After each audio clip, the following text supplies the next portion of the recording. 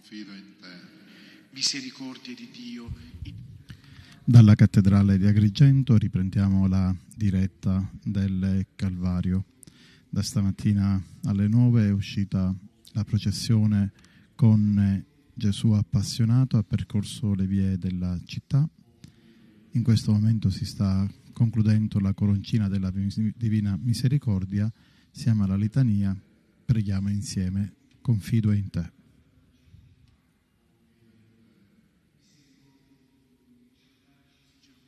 Nell'ora della morte. Confido in te. Misericordia di Dio che ci doni la vita immortale. Confido in te. Misericordia di Dio che ci segui in ogni istante della nostra esistenza. Confido in te. Misericordia di Dio che converti i peccatori induriti. Confido in te. Misericordia di Dio che ci proteggi dal fuoco dell'inferno.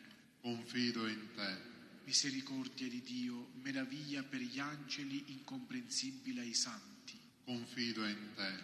Misericordia di Dio, presente in tutti i divini misteri. Confido in te.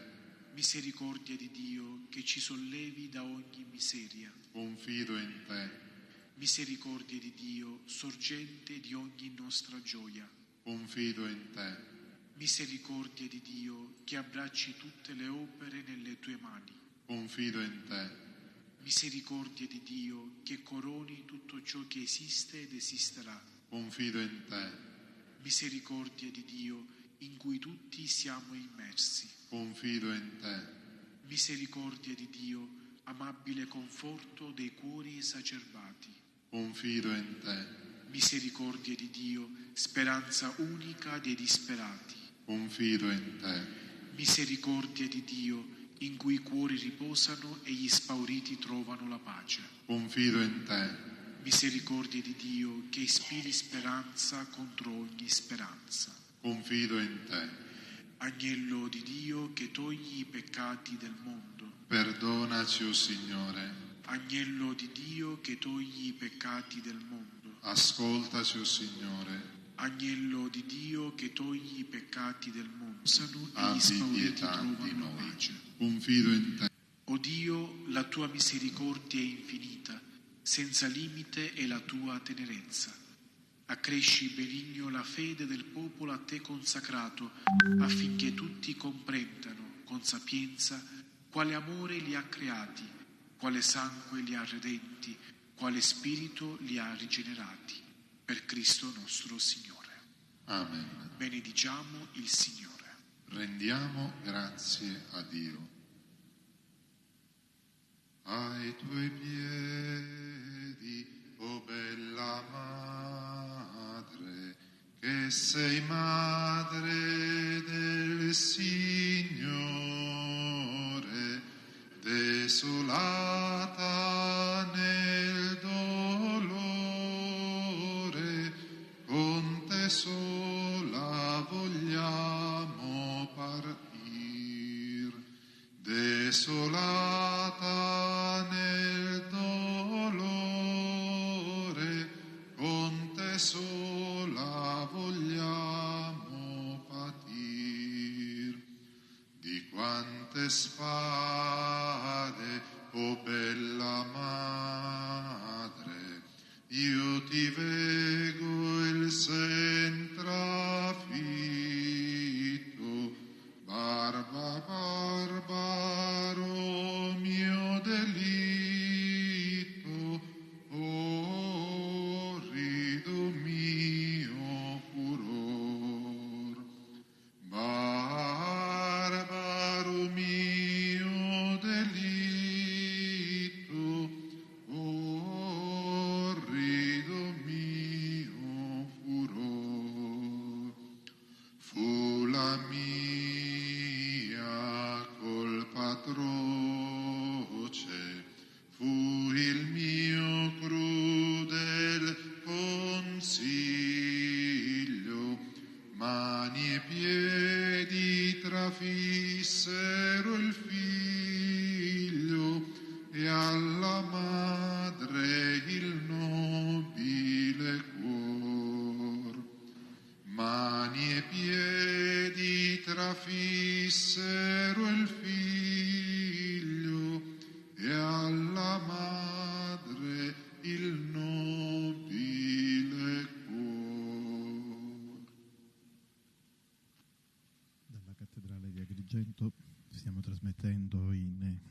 ai momenti della crocifissione, abbiamo terminato la coroncina della Divina Misericordia. Ora ci prepareremo a vivere un altro momento di preghiera, mentre in chiesa, nella cattedrale, l'assemblea sosterrà in silenzio per prepararsi a vivere la predica delle 7 parole, che sarà proposta da Don Francesco Ballassano, che è il vice rettore del seminario. Le immagini che arrivano dalla cattedrale sono immagini suggestive. La croce che è stata allestita sul presbiterio davanti il maestoso organo, sotto il cappellone della cattedrale, ci fa vedere quanto stride il fasto del barocchetto siciliano con quel Cristo nudo, povero, semplice, posto sulla croce, ma ci dice anche già la proiezione sul catino absidale di quello che è il senso di questa celebrazione del Venerdì Santo, cioè la risurrezione. Nel catino absidale sono raffigurati i santi in gloria con il Cristo risorto, e anche il biglietto augurale che quest'anno Sua Eminenza il Cardinale Francesco Montenegro ha voluto scegliere per proporlo alla comunità di Agrigento per gli auguri, ma anche l'augurio che si trova entrando qui in cattedrale. Rientriamo ora nello spirito di contemplazione davanti a questa croce solennemente esposta qui nella cattedrale di Agrigento. Il popolo ha pregato, prega, e invito anche chi si trova a casa di unirsi alla preghiera. Ti adoriamo, Cristo, e ti benediciamo, perché con la tua santa croce hai redento il mondo. Il Venerdì Santo, che è il venerdì della settimana santa, è il giorno del silenzio e dell'adorazione, il giorno in cui si medita la passione di Cristo, e attraverso la pratica della Via Crucis che abbiamo fatto anche stamattina per le vie della città e ripeteremo questa sera con il Cristo morto, si ripercorre proprio con Gesù la via del dolore che porta alla sua morte, una morte che sappiamo non è per sempre. Ci dice Giovanni nel suo Vangelo: dopo questo Gesù, sapendo che ogni cosa era stata ormai compiuta, disse per adempiere la scrittura: ho sete. Vi era lì un vaso pieno d'aceto. Posero perciò una spugna imbevuta di aceto in cima a una canna e gliela accostarono alla bocca. E dopo aver ricevuto l'aceto, Gesù disse: tutto è compiuto. E chinato il capo, spirò. Sono le ore 15, siamo nel mese di Nisan, ne corrisponde il tempo vicino proprio ai giorni della passione di Gesù. In questo momento sono silenziose tutte le chiese, le campane non hanno suonato. Ieri sera al canto del Gloria hanno suonato tutte le campane delle chiese interne ed esterne, e fino alla notte di Pasqua le campane non daranno più il segno della presenza del raduno, perché questo Venerdì Santo, già dal giovedì di ieri insieme al sabato e la Notte Santa, è considerato dalla liturgia un unico grande giorno, un sacramentale giorno per poter vivere la salvezza. Sono silenziose dunque oggi le nostre chiese, non si celebra la Santa Messa, ci sarà l'azione liturgica qui in cattedrale alle ore 18, azione liturgica che sarà accompagnata sobriamente dal canto dell'organo, dal suono dell'organo, che non naturalmente dovrà essere alquanto più limitato solo per sostenere il canto. L'azione liturgica che andremo a celebrare ci presenterà tutto il mistero della croce. Dicevamo, silenziose le nostre chiese, nella liturgia non c'è musica, non si celebra l'Eucaristia, perché tutto lo spazio è dedicato alla passione e alla morte di Gesù. Ci si prostra a terra all'ingresso della celebrazione dell'azione liturgica a simboleggiare l'umiliazione dell'uomo terreno e la compartecipazione alla sofferenza del Signore. Però non è un giorno di lutto, un giorno di contemplazione dell'amore di Dio che arriva a sacrificare proprio il figlio, vero agnello pasquale, per la salvezza dell'umanità.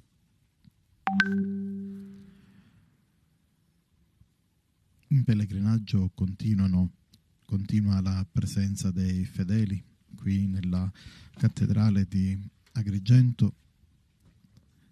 In questo momento, dopo la coroncina della Divina Misericordia animata dalla parrocchia di San Gregorio, ci stiamo preparando per un altro momento di preghiera, che è la contemplazione delle 7 parole che proporrà Don Francesco Ballassano. Oggi tutta l'attenzione nella Chiesa è concentrata sulla croce, ieri sulla Eucaristia, dono di amore, segno del dono, della lavanda dei piedi. Oggi invece la croce che campeggia, regna, attira tutta l'attenzione ma anche la contemplazione. Quella croce che è presente nella vita di ogni cristiano, fin dalla purificazione dal peccato nel battesimo, nella soluzione del sacramento della riconciliazione, fino all'ultimo momento della vita terrena, anche con l'unzione degli infermi, la croce accompagna la vita di ogni uomo. In questo Venerdì Santo siamo invitati ad adorare la croce per il dono della salvezza. È tramite essa, la croce, che la salvezza ci raggiunge.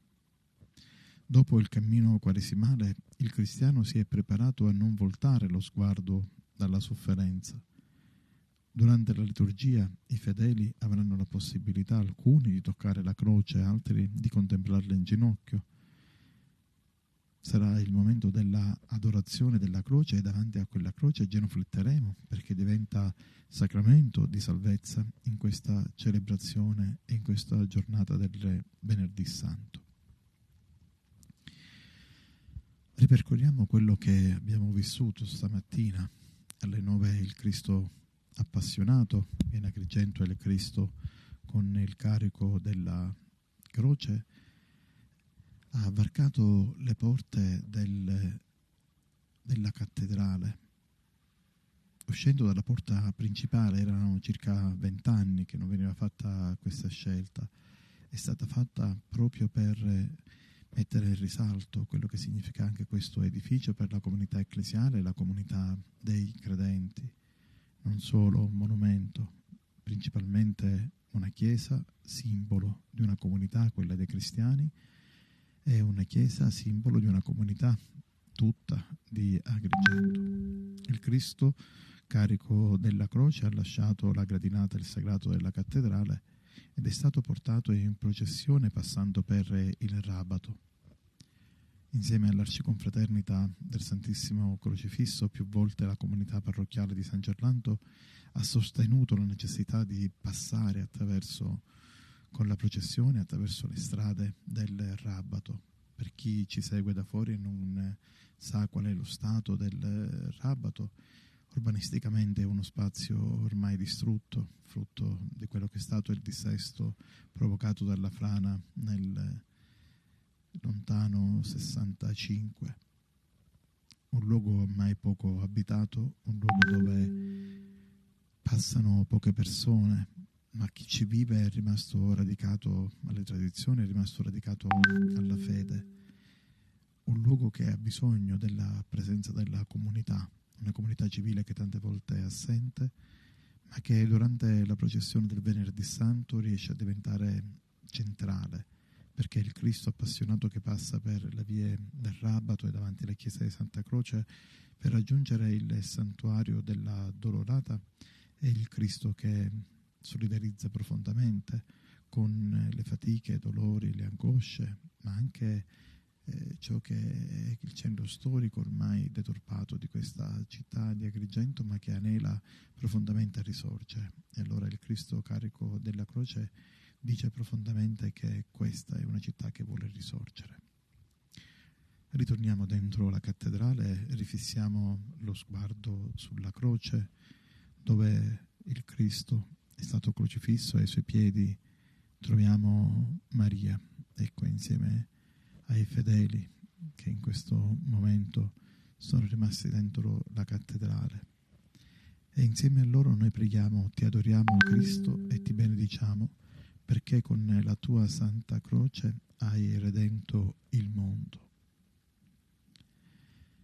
È bello vedere questa immagine di Maria ai piedi della croce, una immagine che non è stata messa lì a caso. Maria addolorata rappresenta proprio quella madre che ha saputo accogliere la vita nella pienezza, la vita di Gesù, la vita divina, quella madre che non ha avuto paura ad offrire questa vita per la salvezza del mondo.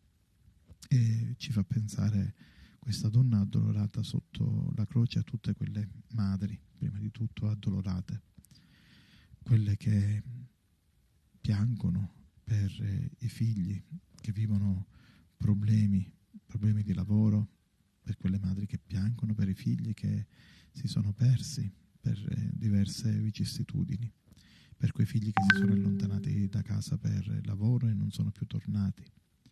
In questo momento questa Madre Dolorosa credo che ci rimanda a un'immagine forte, che è quella delle madri dell'Africa, quelle madri che hanno visto partire i loro figli e dei quali non hanno avuto più notizie, quelle madri che non sanno ancora se i loro figli sono vivi o sono morti, quelle madri che non hanno potuto dare sepoltura ai figli perché è stato il mare la loro sepoltura. Quindi parliamo delle madri degli immigrati, e Maria anche per loro diventa colei che presso il figlio presenta, intercede e prega.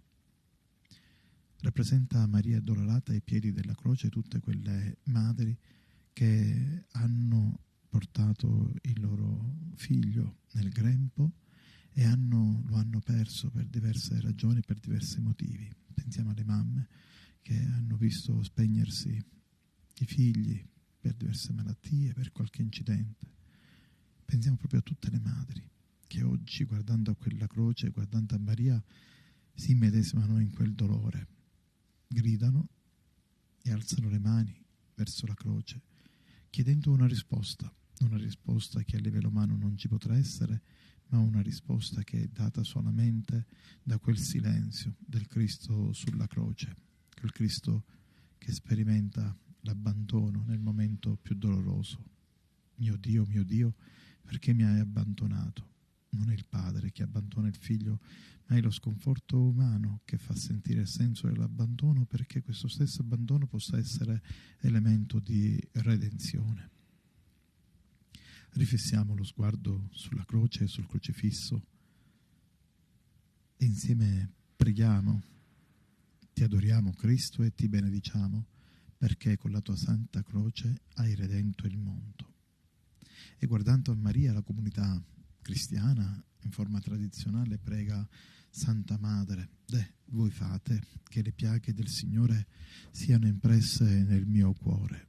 Una preghiera, quella del nostro popolo, che è particolarmente accorata.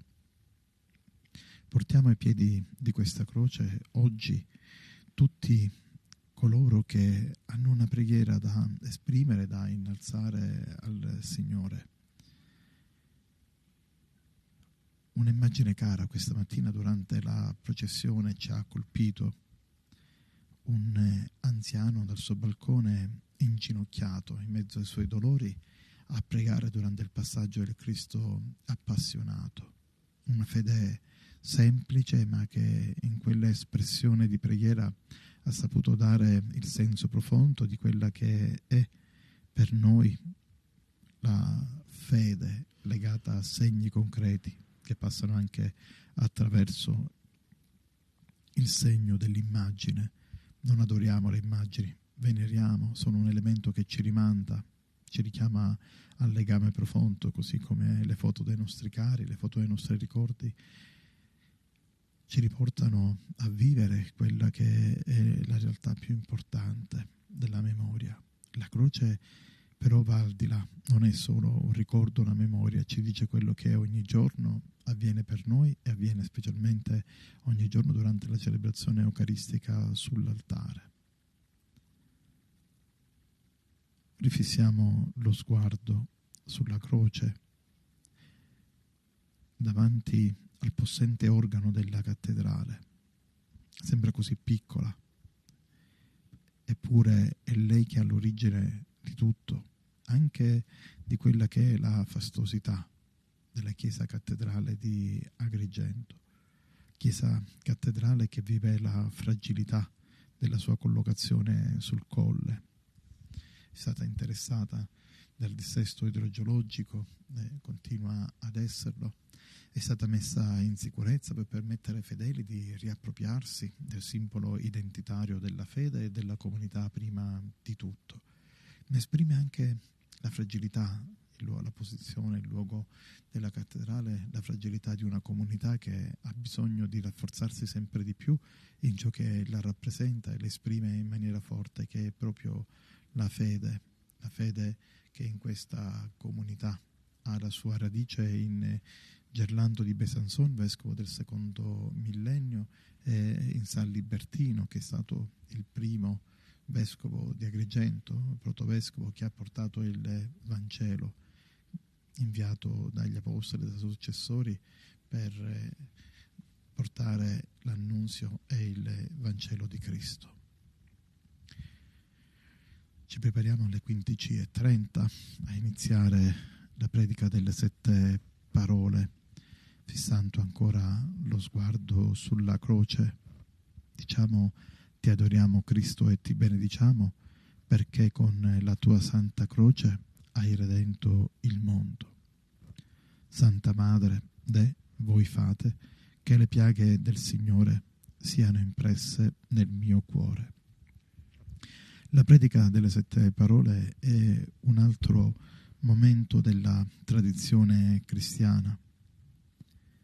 Sono le parole di Gesù sulla croce, quelle parole che ci aiutano ad entrare profondamente nel mistero di Cristo, nel momento della sua passione e della sua morte.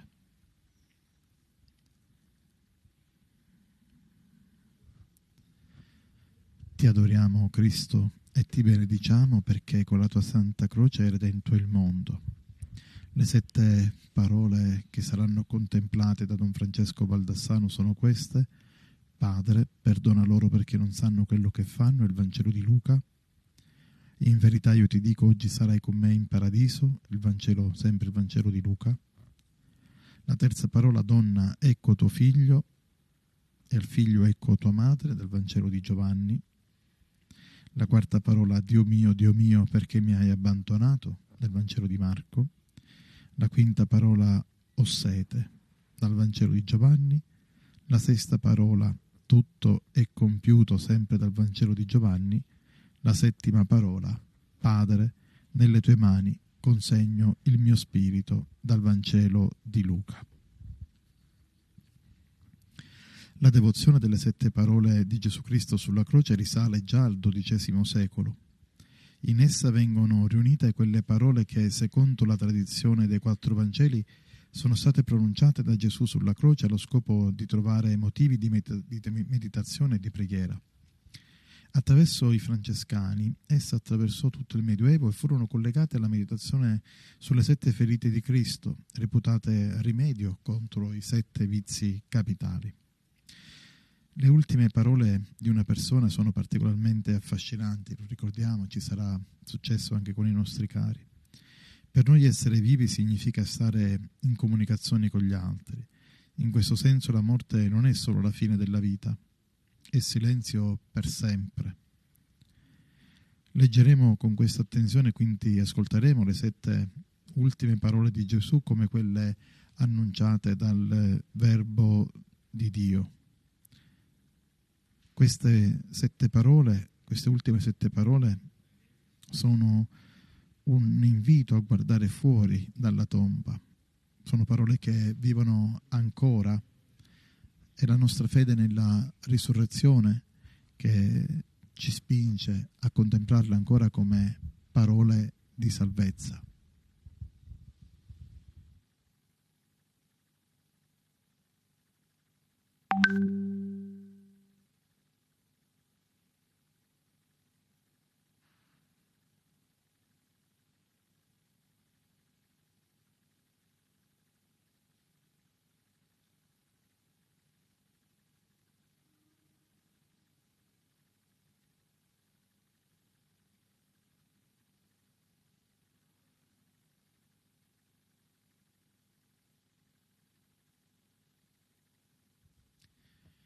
in diretta dalla cattedrale di Agrigento. Ci stiamo preparando a contemplare le 7 parole di Gesù sulla croce, che saranno proposte da Don Francesco Baldassano, vice rettore del seminario arcivescovile di Agrigento.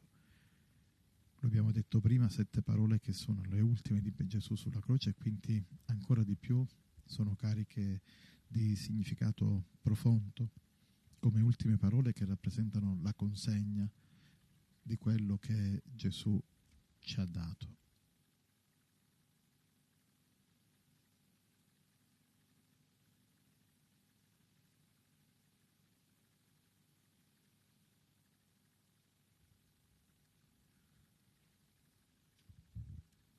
Sempre dalla cattedrale di Agrigento, in attesa che inizi la predica delle 7 parole, anche noi dalle nostre case fissiamo lo sguardo sulla croce,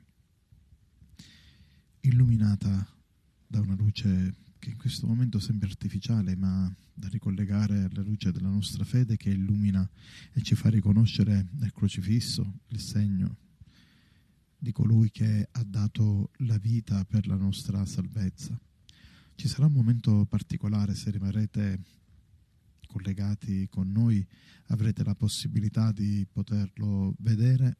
Sarà verso le 19, quando i raggi dei soli incroceranno la vetrata del rosone centrale della cattedrale, che si proietterà sul crocifisso, arricchendo ancora di significato attraverso la luce il dono di questa vita.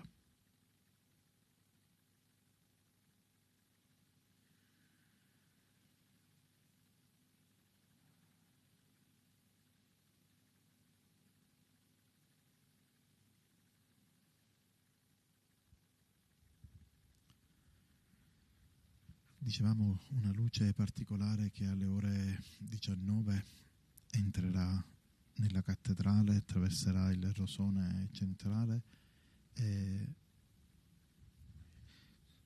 incontrerà, si poserà proprio sul Cristo sulla croce. Sarà veramente particolare, emozionante vedere come questo Cristo riceve luce dall'esterno e sento Lui, la luce vera che illumina il mondo. Ci prepariamo alle 7 parole che saranno predicate qui in cattedrale.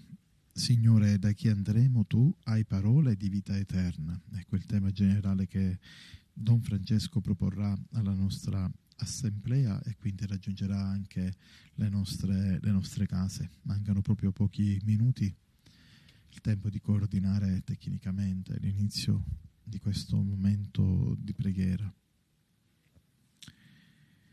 I Vangeli ci fanno sapere che chi ascoltava Gesù rimaneva stupito delle sue parole, perché le sue erano parole autorevoli, erano parole coerenti con il suo modo di vivere.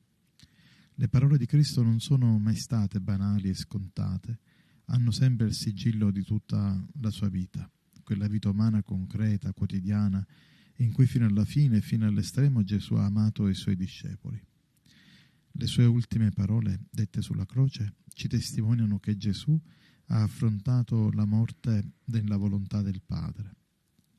Le parole di Cristo sulla croce ci insegnano a cogliere il senso vero della vita, a dare alla morte un nuovo significato, dire un no definitivo e irreversibile al male e il sì definitivo e irreversibile all'amore, in cui ogni vita trova la sua pienezza. Ecco l'introduzione a quanto Don Francesco proporrà tra qualche minuto ai fedeli e alla comunità che ci segue da casa, qui dalla cattedrale di Agrigento.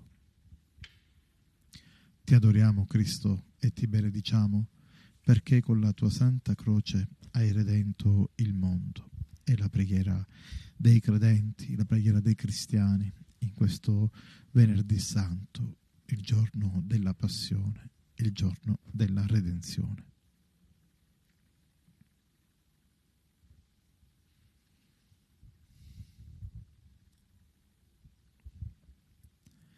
Diversi canti della tradizione popolare ci aiutano ad entrare dentro il mistero profondo della redenzione e della salvezza. Uno tra i canti più forti, significativi e popolare è il canto Gesù mio con tu funi, come reo chi ti legò.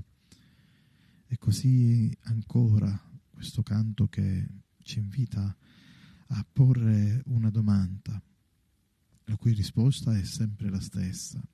Sono stato io l'ingrato, Gesù mio, perdono e pietà.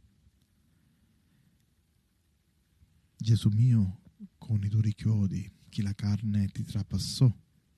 La risposta è sempre la stessa. Sono stati i miei peccati. Gesù mio, perdono e pietà. E riconoscere che Lui è morto sulla croce per la nostra salvezza.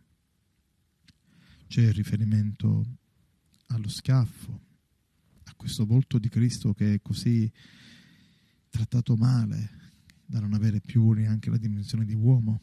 Gesù mio, la bella faccia, chi crudele ti schiaffeggiò? E la risposta è sempre quella: sono stati i miei peccati, Gesù mio, perdono e pietà. C'è un ulteriore riferimento a quella carne straziata del Cristo sulla croce: Gesù mio, le sacre membra, chi spietato ti flagellò? E la risposta è sempre quella: sono stati i miei peccati, Gesù mio, perdono e pietà.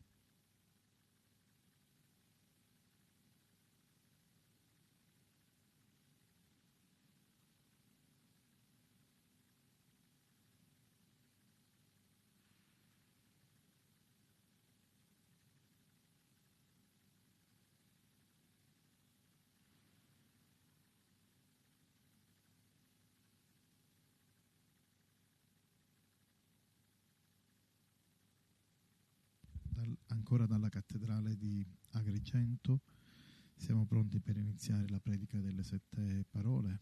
Abbiamo lo sguardo fisso sulla croce che ci presenta il corpo martoriato del Cristo che è stato crocifisso. Commentavamo il canto popolare Gesù mio con tu funi, e ad ogni invocazione la risposta è stata in maniera costante: sono stati i miei peccati, Gesù mio, perdono, pietà.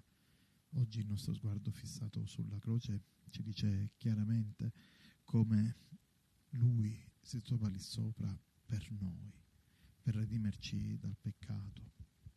Si trova lì sopra sulla croce perché ha voluto dare tutta la sua vita. Per seguire la preghiera potete utilizzare il foglietto che trovate sui banchi. Iniziamo la trasmissione delle 7 parole in diretta dalla cattedrale di Agrigento.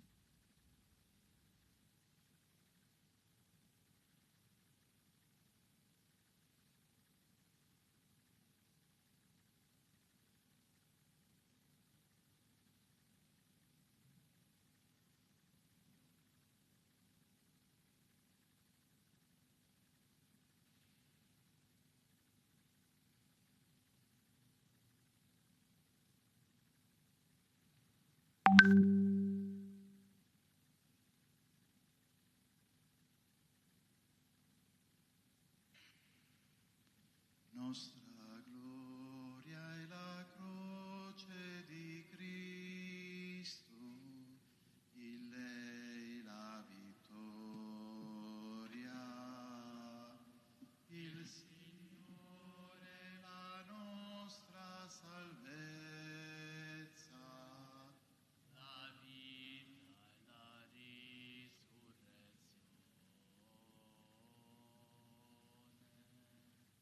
Ci prepariamo a vivere la contemplazione delle 7 parole, le ultime di Gesù sulla croce, come le ultime parole dei nostri cari sono quelle che si riempiono ancora di più di significato. Ci aiuterà a contemplarle Don Francesco Ballassano, il vice rettore del seminario di Agrigento. Ed erano stupiti del suo insegnamento. Egli infatti insegnava loro come uno che ha autorità. È lo spirito che dà la vita, la carne non giova a nulla. Le parole che io vi ho detto sono spirito e sono vita.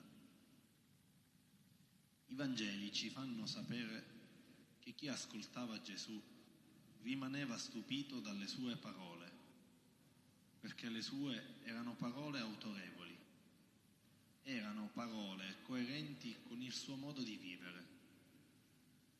Le parole di Cristo non sono mai state banali e scontate, hanno sempre il sigillo di tutta la sua vita, quella vita umana, concreta, quotidiana, in cui fino alla fine e fino all'estremo Gesù ha amato i suoi discepoli. Le sue ultime parole, dette sulla croce, ci testimoniano come Gesù ha affrontato la morte nella volontà del Padre. Le parole di Cristo sulla croce ci insegnano a cogliere il senso vero della vita e dare alla morte un nuovo significato. Dire un no definitivo e irreversibile al male e il sì definitivo e irreversibile all'amore, in cui ogni vita trova la sua pienezza.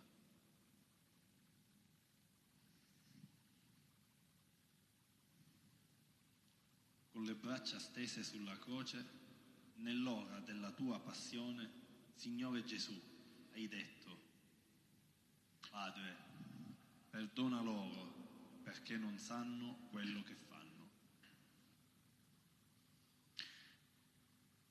E l'Evangelista Luca, l'Evangelista della misericordia, ad introdurci e farci iniziare questo percorso delle 7 parole di Gesù. Sono parole che ci introducono nel cuore stesso di Gesù crocifisso. Attraverso questa sua supplica, questa sua preghiera: Padre, perdona loro perché non sanno quello che fanno. Gesù pronunzia queste parole quando nelle sue orecchie fanno eco rumori di martelli che battono sui chiodi, urla, cattiverie e bestemmie. In questo contesto di dolore e di tragedia, Gesù alza gli occhi al cielo ed invoca dal Padre non condanna e nemmeno vendetta, ma misericordia. È l'unica volta che nei racconti evangelici Gesù non perdona, ma rimanda l'atto del perdono al Padre. È l'intercessore di tutti, compreso dei suoi uccisori. Il profeta Isaia aveva annunciato: porta con sé i peccati di molti ed intercede per i colpevoli. Gesù diventa l'intercessore universale, colui che si pone tra l'umanità e il Padre, non come scandalo, come impedimento,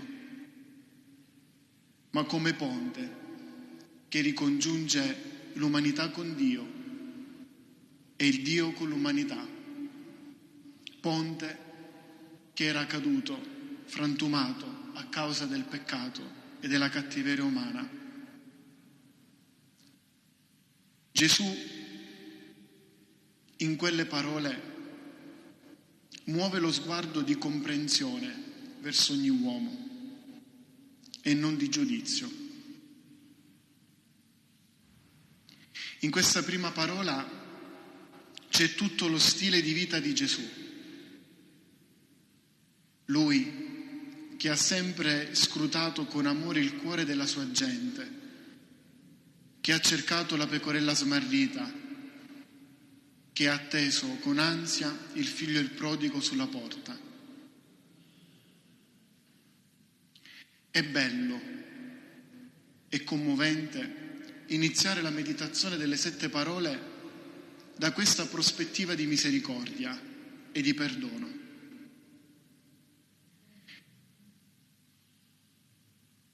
Gesù ha un cuore che vede oltre, che non si ferma alla cattiveria, che non giudica, ma che perdona e che è capace di trasformare il suono, il rumore dei martelli sui chiodi in preghiera e in preghiera di perdono. Sulla croce la prima parola di Gesù è perdono, perché il perdono apre la porta alla santità. Perdono o vendetta. Dentro a queste 2 realtà si sviluppano i nostri criteri di valutazione, i nostri stili di vita, il cammino di tutta la nostra vita e il cammino di tutto il mondo. Perdono o vendetta? Concedo il perdono o mi vendico? Davanti a Gesù crocifisso chiediamoci: perché gli uomini sono così cattivi? E perché Gesù è così buono? Mentre io, sono così cattivo. E come fare oggi a diventare buono come Gesù sulla croce?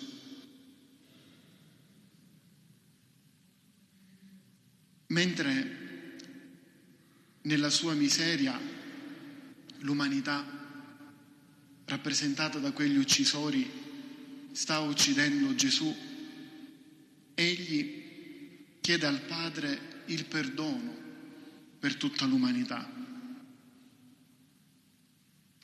Quando nella vita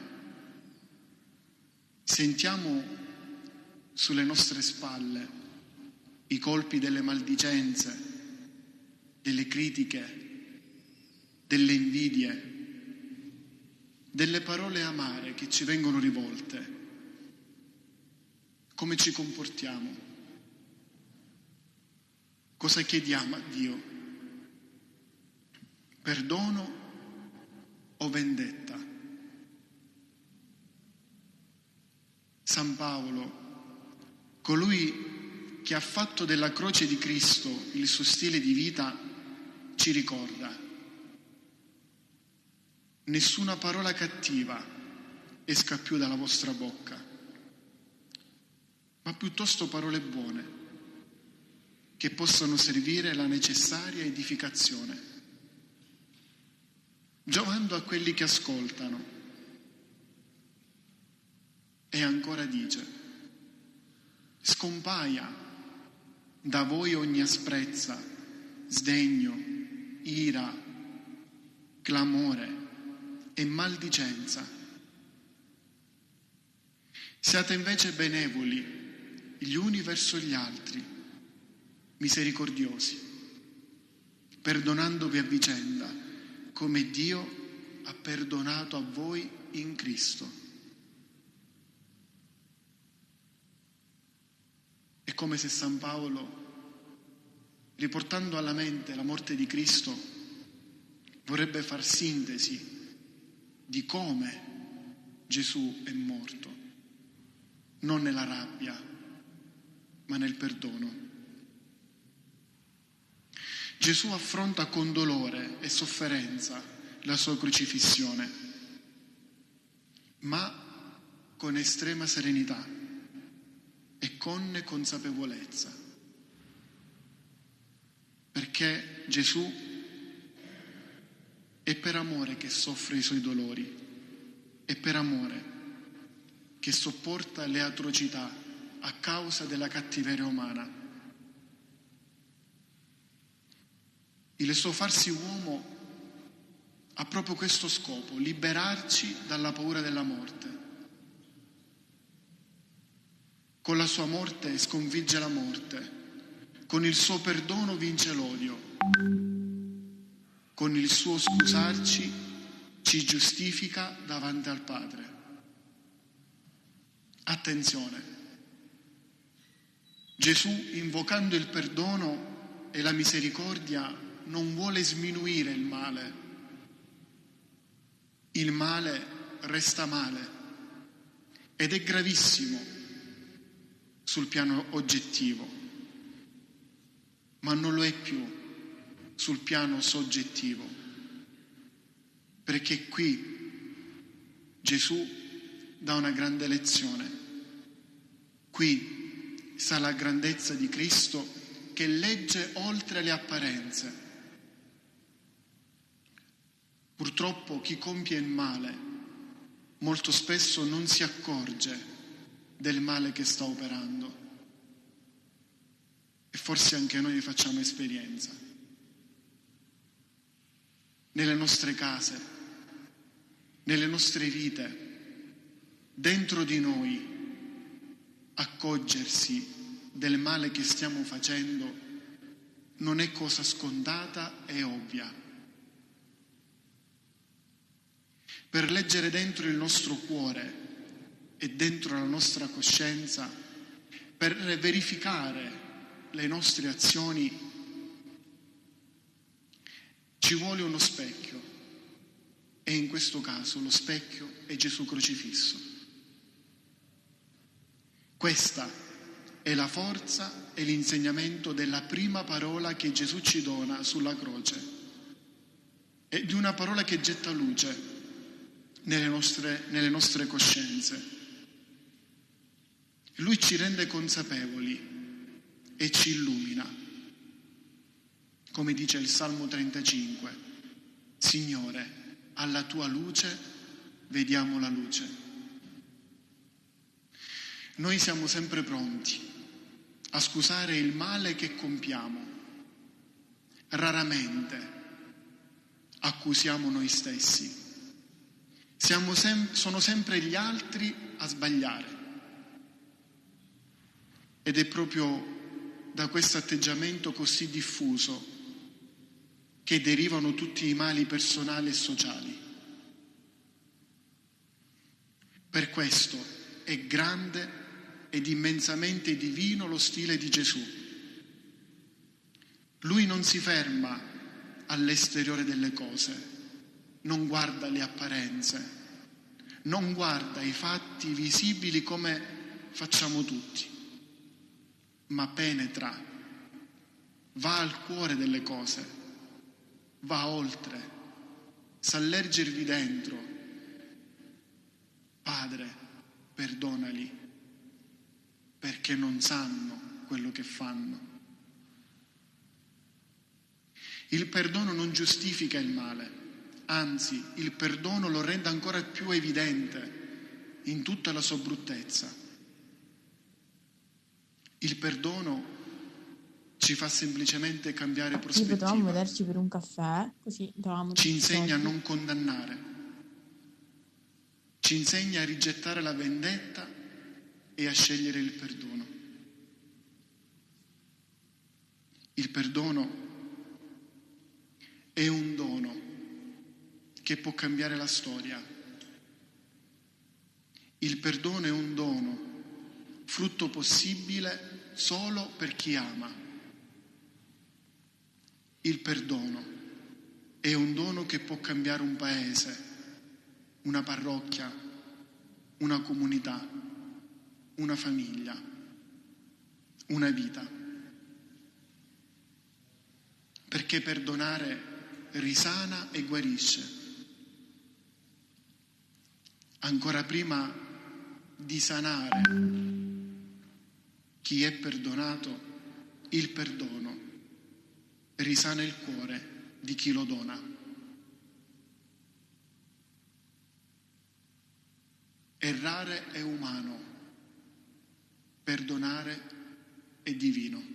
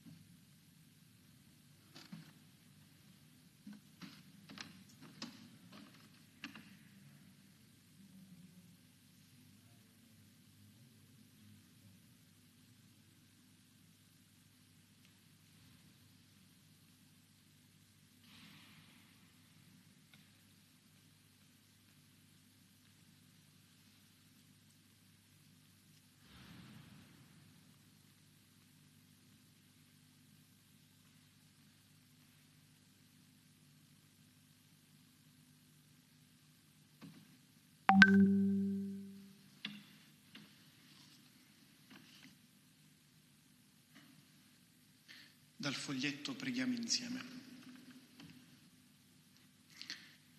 Signore Gesù, Signore crocifisso, dall'alto della croce tu ci insegni a perdonare tutti e sempre, a costo di passare per deboli.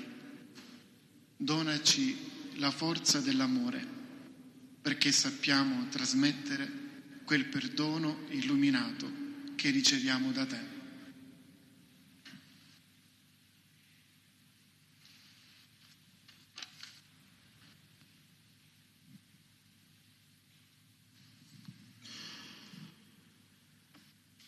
Crocifisso tra due malfattori, Signore Gesù, tu hai detto: oggi sarai con me in paradiso.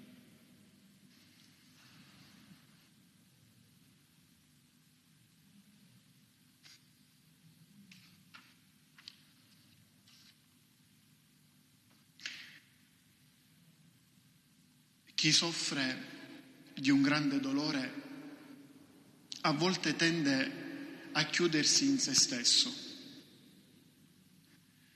A volte questo gioco negativo avviene per un lutto improvviso, per una sventura, per una crisi, per uno smarrimento. Prove queste che ci portano a tagliare le relazioni, a non avere più speranza, a non sapere a chi chiedere aiuto e a volte a rispondere in malo modo a chi si interessa di noi e diciamo: va tutto bene, lasciami stare. Anche Gesù, credo, abbia vissuto come uomo questa insidia delle lacrime solitarie, ma le ha superate, trasformandole in relazioni aperte, riconciliate, trasformate in speranza rinnovata e rinnovatrice. Il primo di questa relazione rinnovata è l'incontro liberatorio che egli offre a coloro, in particolare a colui che soffriva accanto a lui, cioè il buon ladrone. Sono due i ladroni e sarà rivolta a uno di loro una delle parole più belle e consolanti del Vangelo: oggi sarai con me in paradiso. La scena è raccontata solo da Luca, l'Evangelista della misericordia. Solo lui ne fa cenno. Sigillo forse ancora una volta della parabola del figlio il prodigo, che viene accolto dalla misericordia del Padre, e della pecorella smarrita.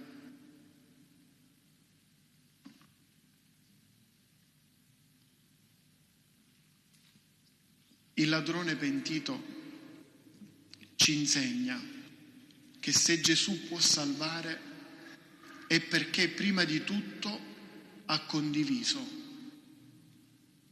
Gesù prima è fratello, poi è Salvatore. E solo se si condivide si è in grado di salvare, perché chi condivide non dice parole vuote, non pone segni e gesti scontati. Il dolore di Gesù si fa porta aperta al dolore degli altri. Gesù si guarda a destra e a sinistra, è costretto a farlo. perché è richiesto dall'atteggiamento dei due ladroni. I due ladroni rappresentano le due facce del dolore, le due condizioni possibili che tutti noi possiamo vivere innanzi alla sofferenza. Da una parte il rifiuto che diventa bestemmia e insulto, rabbia, senza alcun timore di Dio. Non sei tu il Cristo?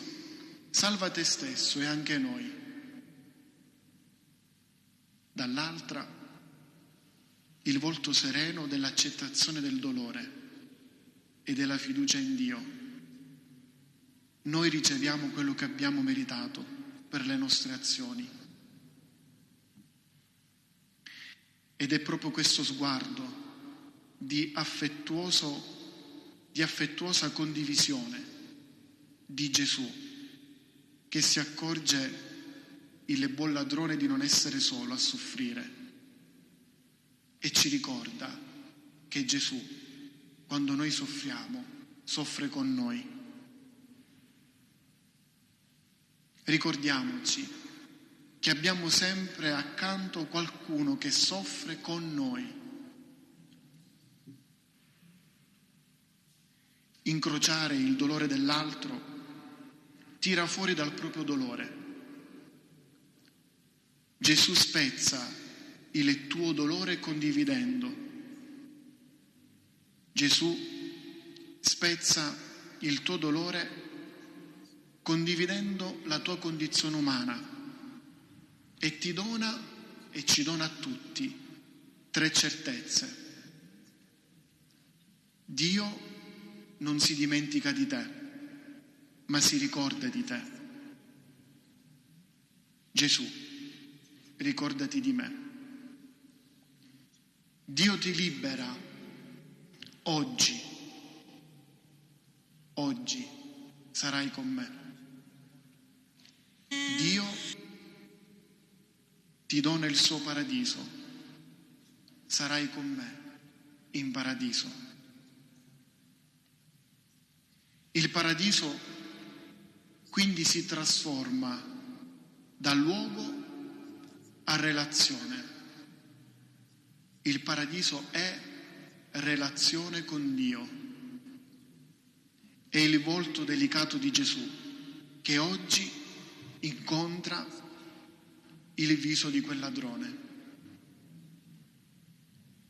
Quell'uomo, quel ladrone, finora vissuto nel male, ora ha il coraggio di ammonire coraggiosamente e disapprovare il male che ha commesso per tutta una vita. Sono parole di immensa contrizione che scaturiscono dallo sguardo benevolo di Gesù, che lo vede condividere con lui fino in fondo il dramma di quell'ora e di quella morte tragica. Nel riconoscere Dio in Gesù, il buon ladrone ci insegna che anche negli ultimi istanti della vita è sempre possibile trovare la forza della fede, è sempre possibile denunciare il male, l'ingiustizia, l'errore compiuti per una vita intera e ottenere il perdono. C'è sempre tempo per ritornare a Dio, c'è sempre tempo per rivolgersi verso quel volto misericordioso. Il ladrone diviene testimone delle parole di Gesù, che un giorno, incontrando un lebbroso, disse: tutto è possibile per chi crede.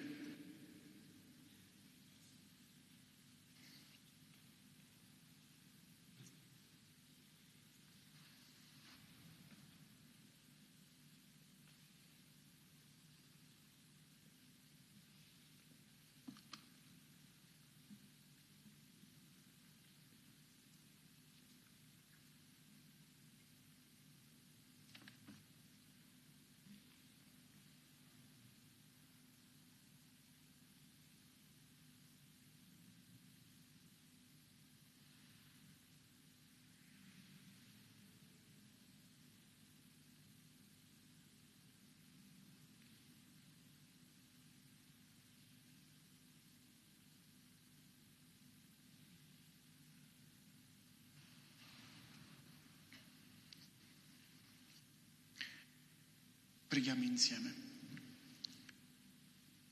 Signore Gesù, Tu hai sempre mostrato compassione verso i poveri, gli infelici, gli emarginati, i peccatori.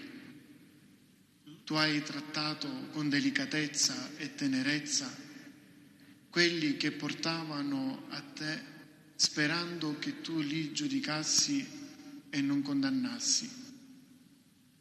Per questo osiamo venire davanti a te, perché sappiamo di essere accolti e amati, nonostante tutto.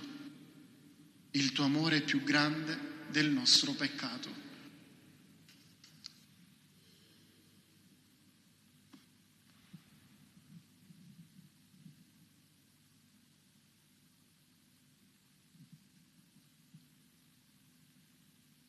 Amandoci sino alla fine, Signore Gesù, hai detto: donna, ecco tuo figlio, figlio, ecco tua madre.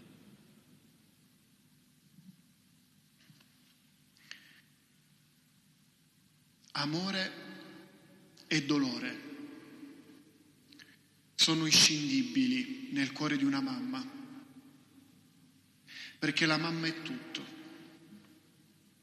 perché la mamma è un pezzo incancellabile della storia di ogni uomo, anche per Gesù. La mamma è talmente importante che anche Dio ne ha voluta una. Maria, sotto la croce, è come un fiore profumato che consola il figlio in quel momento terribile. La presenza di Maria e la presenza di Giovanni sotto la croce indicano le due realtà necessarie nella vita e soprattutto nei momenti difficili, e sono la famiglia e l'amicizia.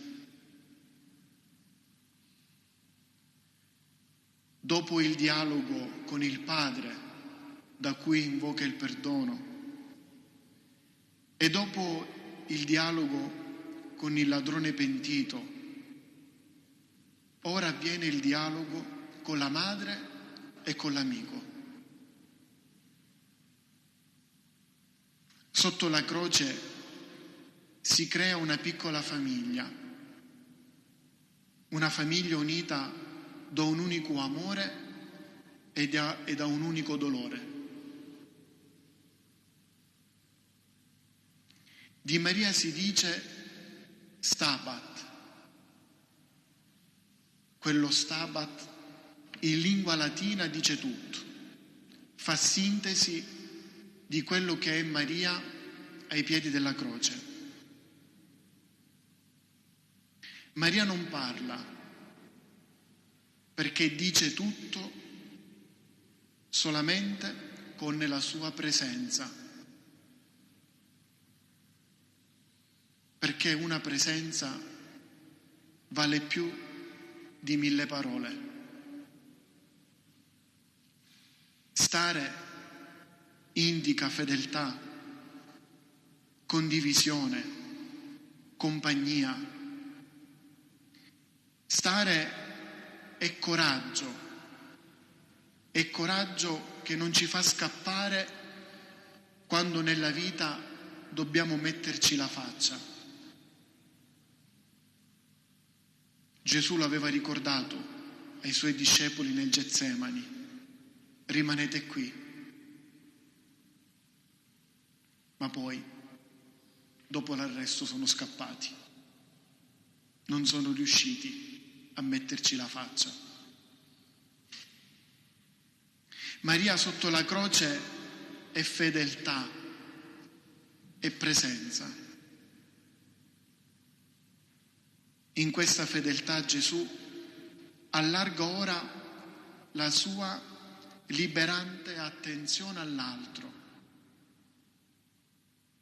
concede le sue grazie dal ladrone pentito alla sua famiglia. l'Evangelista Giovanni ci dice che Gesù affida il suo discepolo amato alla madre solo dopo aver fatto un'azione.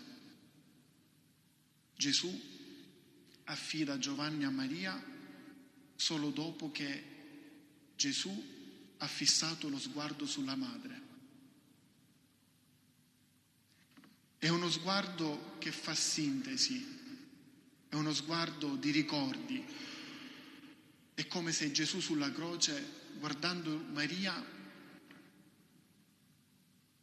ripassasse in rassegna gli episodi della vita che avevano vissuto insieme. La sua nascita, la fuga in Egitto, il suo smarrimento nel Tempio, la sua complicità alle nozze di Cana, i racconti delle sue parabole.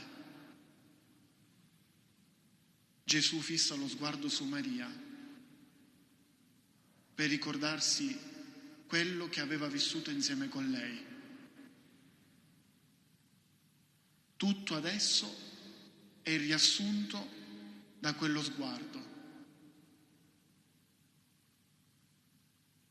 Ricordiamo che Maria nei Vangeli è definita come colei che custodisce nel cuore tutte queste cose.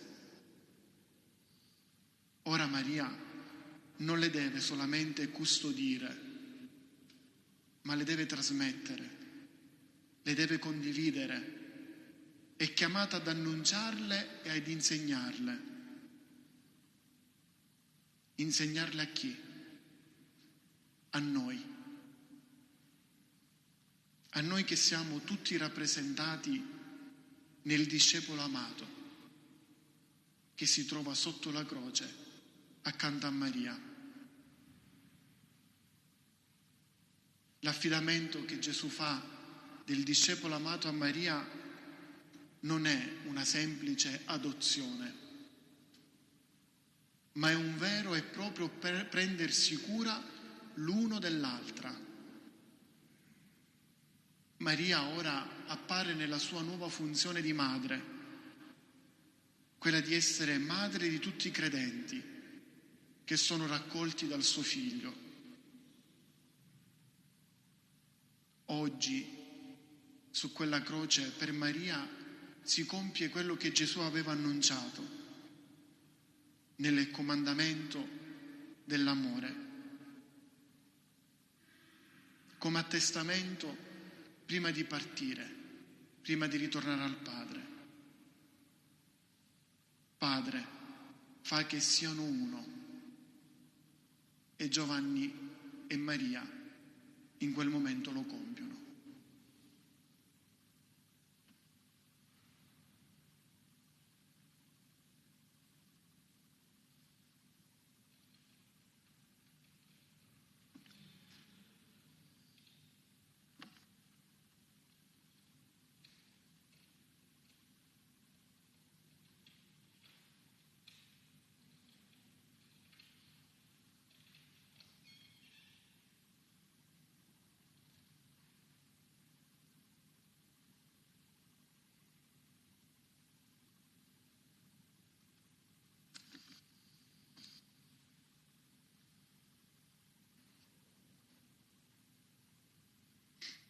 Preghiamo insieme.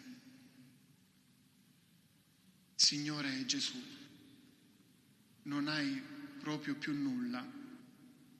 Il tuo corpo è ridotto ad un'immensa piaga.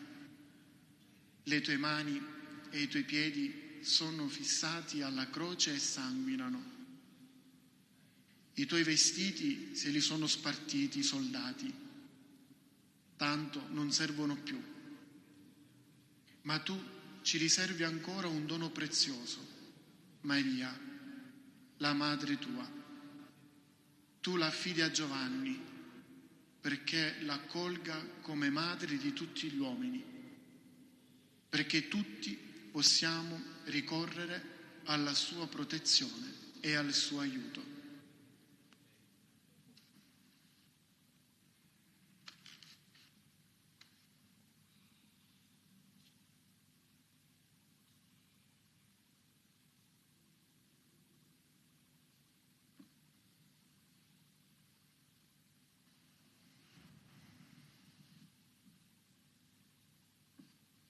obbediente fino alla morte di croce.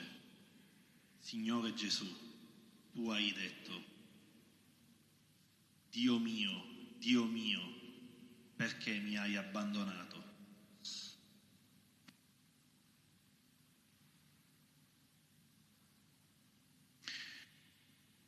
Questa è la parola centrale. Ora Gesù, attraverso questa parola, veramente scende nel profondo delle sue sofferenze. Le tenebre, ci dicono i Vangeli, che hanno avvolto l'intero universo. Da mezzogiorno fino alle 3 del pomeriggio le tenebre si sono sparse in tutta la terra. Da mezzogiorno fino alle 3, cioè nella fase in cui il sole splende in tutto il suo vigore. Gesù in quel momento grida, si unisce al grido di tutti quelli che gridano quando sono immersi in un dolore indicibile. Quel padre, invocato fino a pochi istanti prima, adesso dov'è? Che fa? Perché non risponde? È come se ad un tratto la relazione con il Padre si sia spezzata. Dio mio, perché mi hai abbandonato? Questa non è una preghiera, non è nemmeno una invocazione, è un grido. È il grido del giusto che soffre, è il grido dell'uomo che giunge alla disperazione, è il grido per l'assenza di Dio.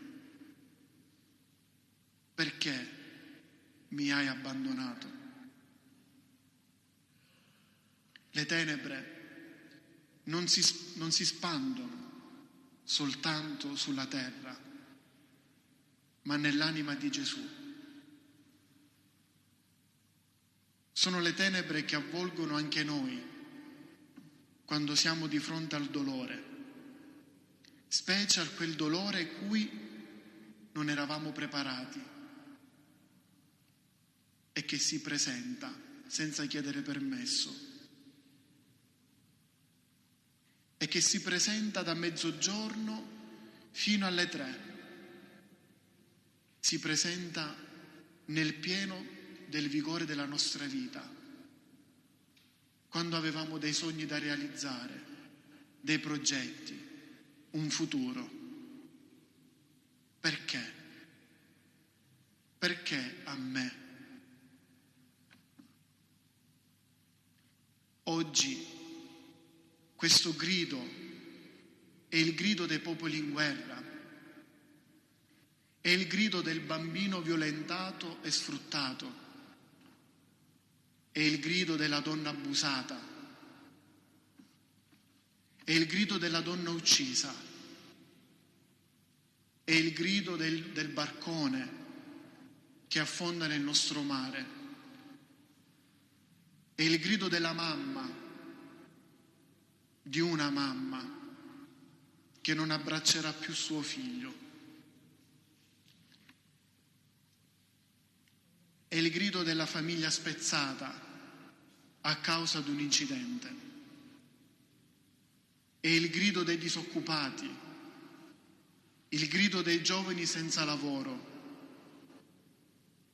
È il grido muto dei nostri paesi che vanno a morire perché si spopolano. È il grido di chi soffre negli ospedali. È il grido dei carcerati, è il grido di un tradimento, È il grido di una coppia che non si capisce più. È il grido di una malattia improvvisa ed è il grido dei tanti perché. Perché a me?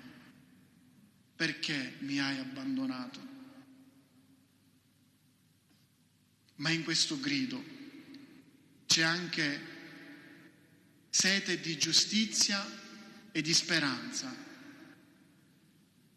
In questo grido c'è anche ricerca di passione di vita, grido di denuncia dei soprusi, grido che si fa voce di chi non può più parlare, grido di un mondo più giusto e più bello, grido di chi vuole riscattarsi e riscattare dalle mafie, il grido dei giovani che hanno il coraggio di rompere il silenzio dell'omertà e della schiavitù della mafia che uccide la nostra terra.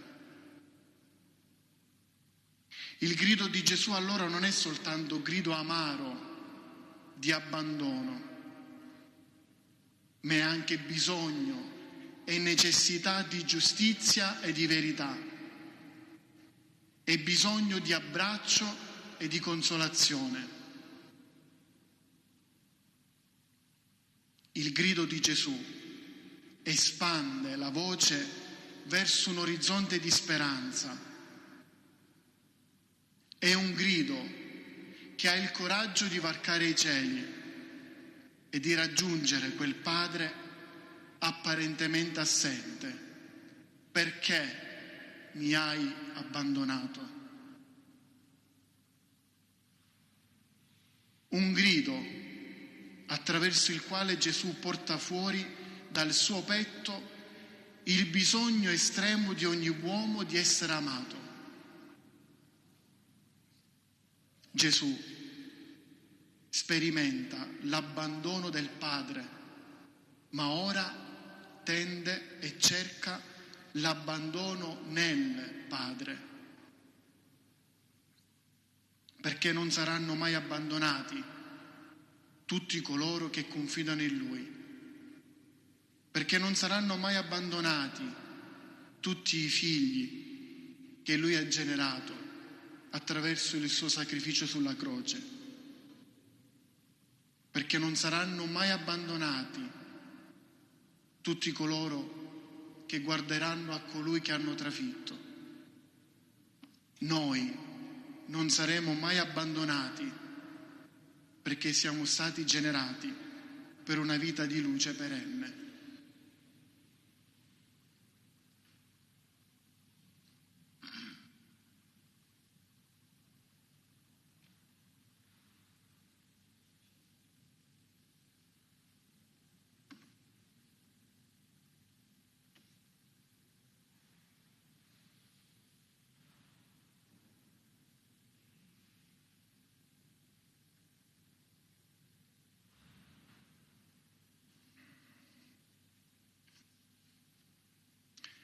Preghiamo insieme. Signore Gesù, tu hai ascoltato la voce del Padre che dichiarava davanti a tutti che tu eri il suo figlio prediletto. È così che è incominciata la tua missione. Ora può sembrare che tutti sia stato solo un'illusione. Eppure tu sai che il Padre ti è accanto, che la tua vita è nelle sue mani.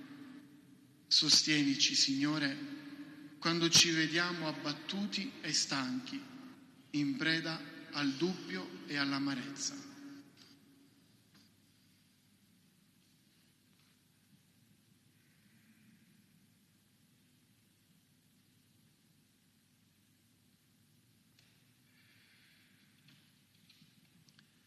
Dall'alto della croce, in un momento di bisogno estremo, Signore Gesù, hai detto: ho sete.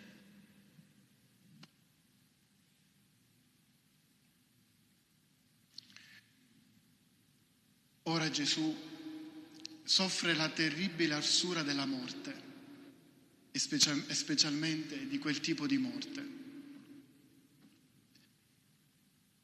Gesù, pronunciando questa parola, "ho sete", compie le parole del Salmo 21: "Arido come un coccio è il mio vigore, la mia lingua si è incollata al palato".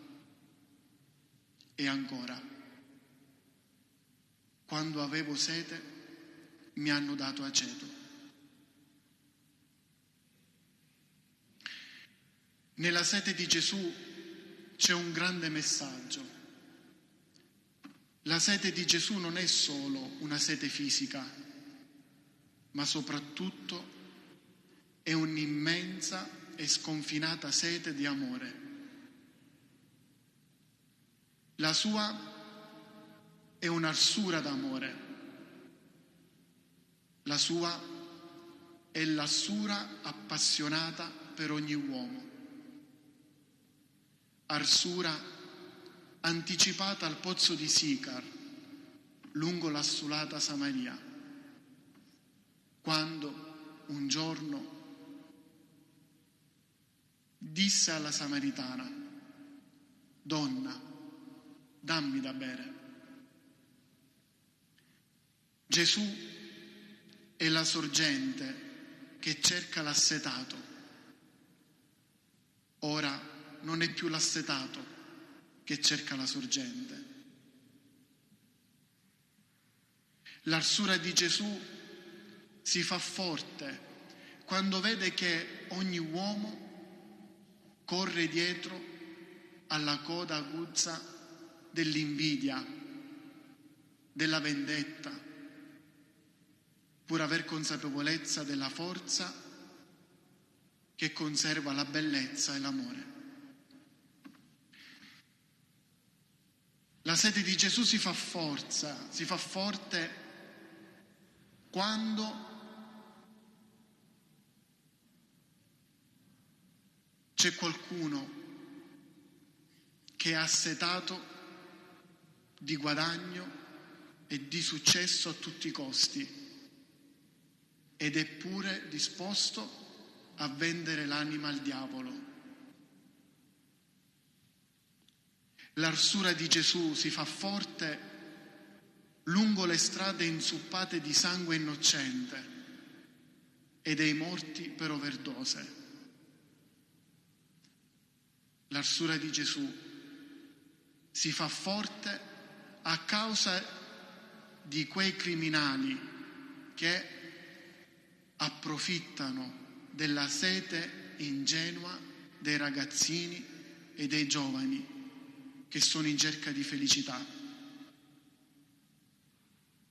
e si dissetano dei loro perfidi guadagni e dei loro sporchi guadagni, offrendo a questi ragazzini, ai giovani e a tutti l'acqua inquinata delle droghe come vera bevanda di felicità e di realizzazione.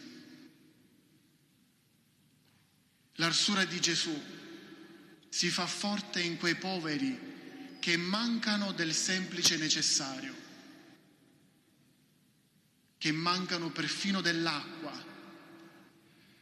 che è venduta come un prodotto commerciale, su cui pochi sanno perfidamente speculare a danno di tutti.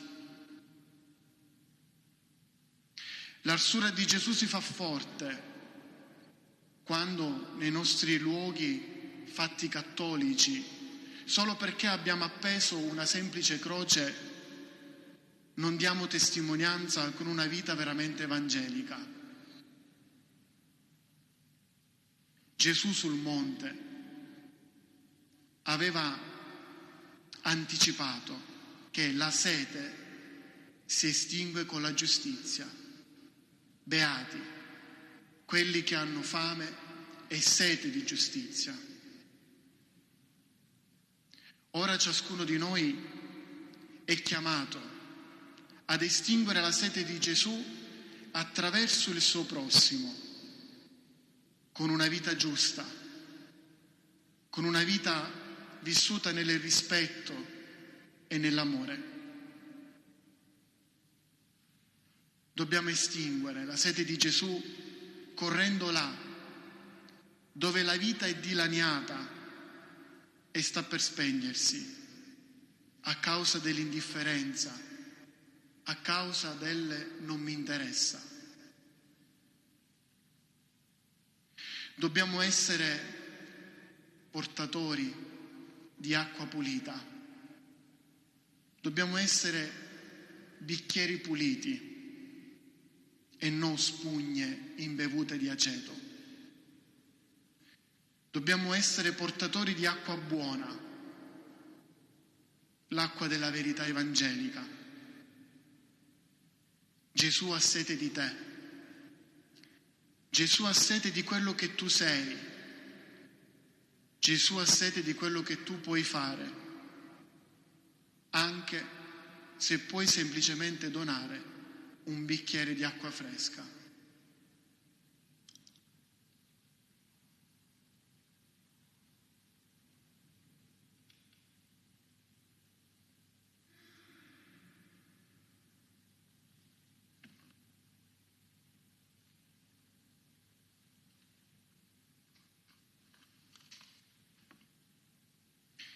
Preghiamo insieme.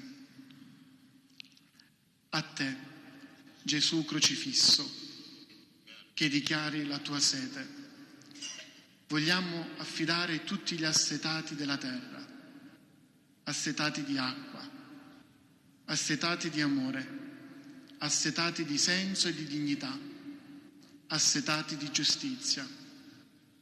A te, Gesù crocifisso, che conosci la prova più terribile, vogliamo raccomandare gli assetati di Dio, gli assetati di gioia e di tenerezza di vita.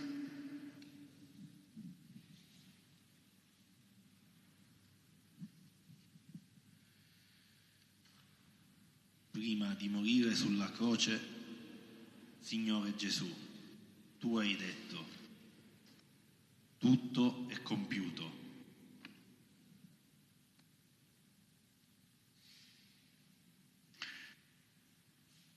Questa è la parola della pienezza,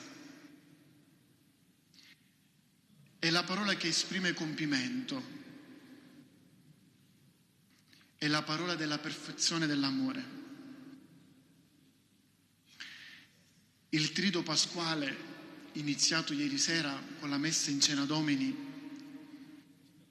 si apre con il passo del Vangelo di Giovanni in cui Gesù dice: Gesù, sapendo che era venuta la sua ora di passare da questo mondo al Padre, avendo amato i suoi che erano nel mondo, li amò sino alla fine.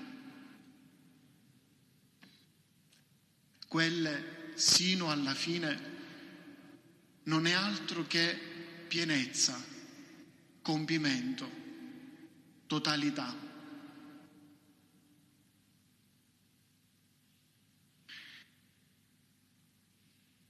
Nel Vangelo di Giovanni, dal capitolo 13 al capitolo 19, tante volte ricompare il termine compimento, fino alla fine. E questo vuol dire scopo raggiunto, fine, avere centrato l'obiettivo. La parola di Gesù, tutto è compiuto, va più precisamente letta come una vita pienamente riuscita. Il tutto è compiuto di Gesù, che pronuncia al termine della sua vita, non è un'amara constatazione della fine o del fallimento. Per chi ama, questa parola invece ha un senso diverso, è trionfo, è grido di vittoria. Gesù Cristo ci ha amato in pienezza, ci ha amato fino in fondo. Ora, appeso sulla croce, Gesù rilegge a ritroso tutti i fatti della sua vita, tutto ciò che ha compiuto a favore dell'uomo. Riannoda i fili della sua esistenza, li mette in ordine. Ora finalmente la sua vita è compiuta. La sua vita è un'opera ben riuscita. Adesso, appeso sulla croce, tutto ha un senso. Tutto è in armonia. Tutto è nel volere del Padre. La vita di Gesù sulla croce si completa e diventa per noi simbolo ed esempio. Ci ricorda che siamo nati non per morire, ma per risorgere a vita eterna. Ci ricorda che siamo nati e non moriremo mai più. Ci ricorda che la vita, se va vissuta nella prospettiva di Gesù, è bella, anche se deve essere a volte inchiodata su una croce. Giovanni Paolo II una volta disse: non lasciatevi vivere, ma prendete nelle vostre mani la vostra vita e vogliate decidere di farne un autentico e personale capolavoro.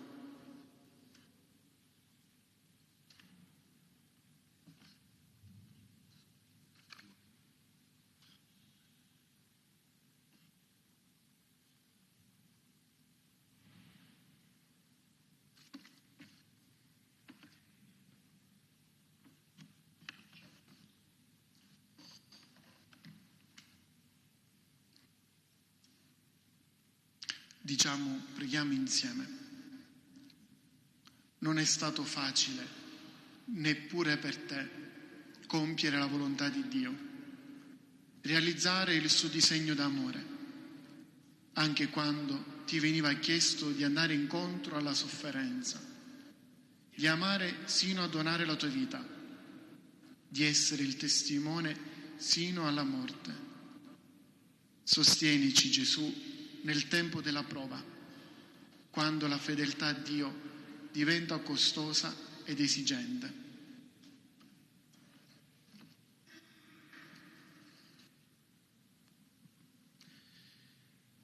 Segno di speranza per tutti gli uomini, Signore Gesù, hai detto: Padre, nelle tue mani affido il mio spirito.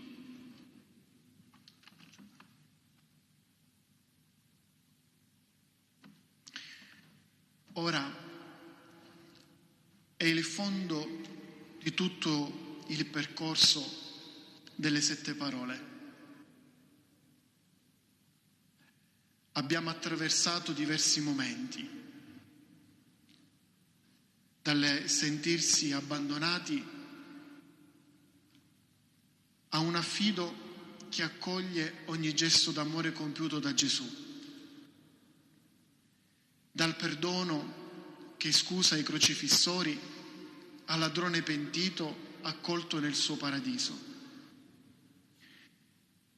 da Maria e Giovanni fatti chiesa e famiglia ai piedi della croce, alla sete che acuisce l'amore, alla vita che raggiunge la sua pienezza.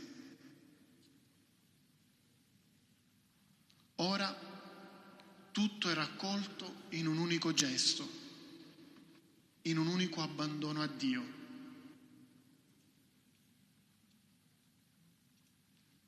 Gesù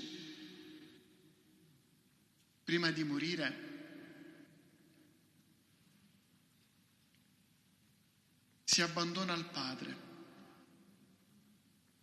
Quindi non più l'abbandono di Dio, ma l'abbandono in Dio, anche se quel Dio sembra assente. È nelle mani del Padre che si chiude la sua sofferenza della croce. Invocando il Padre, aveva incominciato i suoi patimenti sulla croce. Adesso chiude ancora una volta invocando il Padre. Come del resto, proprio nelle mani del Padre, Lui ha compiuto ogni sua opera. Le prime parole di Gesù, pronunciate fin dall'infanzia, sono state proprio queste: non sapevate che io devo occuparmi delle cose del Padre mio?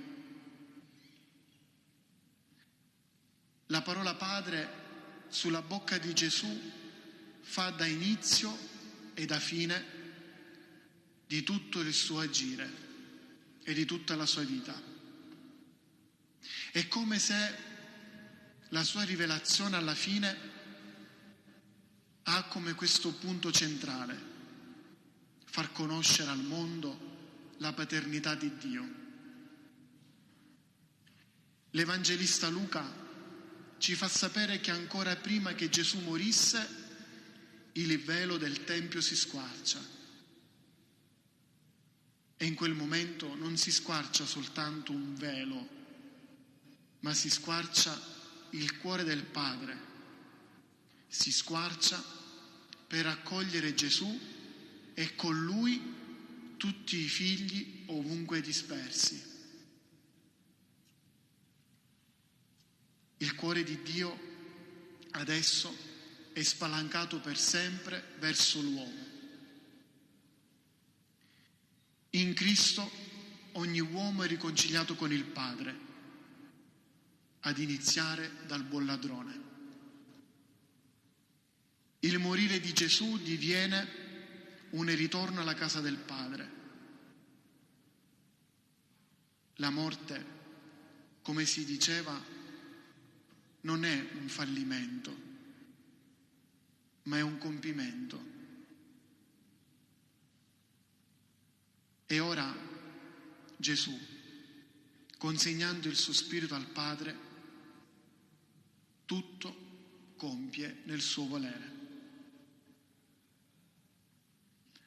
Affida nelle sue mani il suo spirito, mani paterne, mani amorevoli, mani che cullano, mani che proteggono, mani che creano, mani che salvano, mani che reggono. Padre, nelle tue mani affido il mio spirito. In questo abbandono di infinita dolcezza, anche il morire si rivela un momento di vita nuova, perché se andiamo a leggere tutti e 4 i Vangeli, nessuno scrive che Gesù muore. Non viene detto che Gesù morì, ma viene scritto che Gesù consegna lo Spirito, che Gesù spirò, cioè expirare, gettare fuori lo Spirito. Gesù non muore, Gesù dona il suo Spirito al mondo intero, a ciascuno di noi. E il suo è il respiro della vita. E questo respiro non finirà mai più. Questo respiro non si ferma. Questo respiro non si blocca, ma continua a circolare ancora oggi in mezzo alle nostre vite e nella nostra vita, fino ai giorni nostri. Perché Gesù non è morto, Gesù ha consegnato lo Spirito, perché Gesù aveva promesso che non sarebbe mai andato via, perché Gesù, quando risorgerà, manterrà una promessa: io sarò con voi fino alla fine del mondo.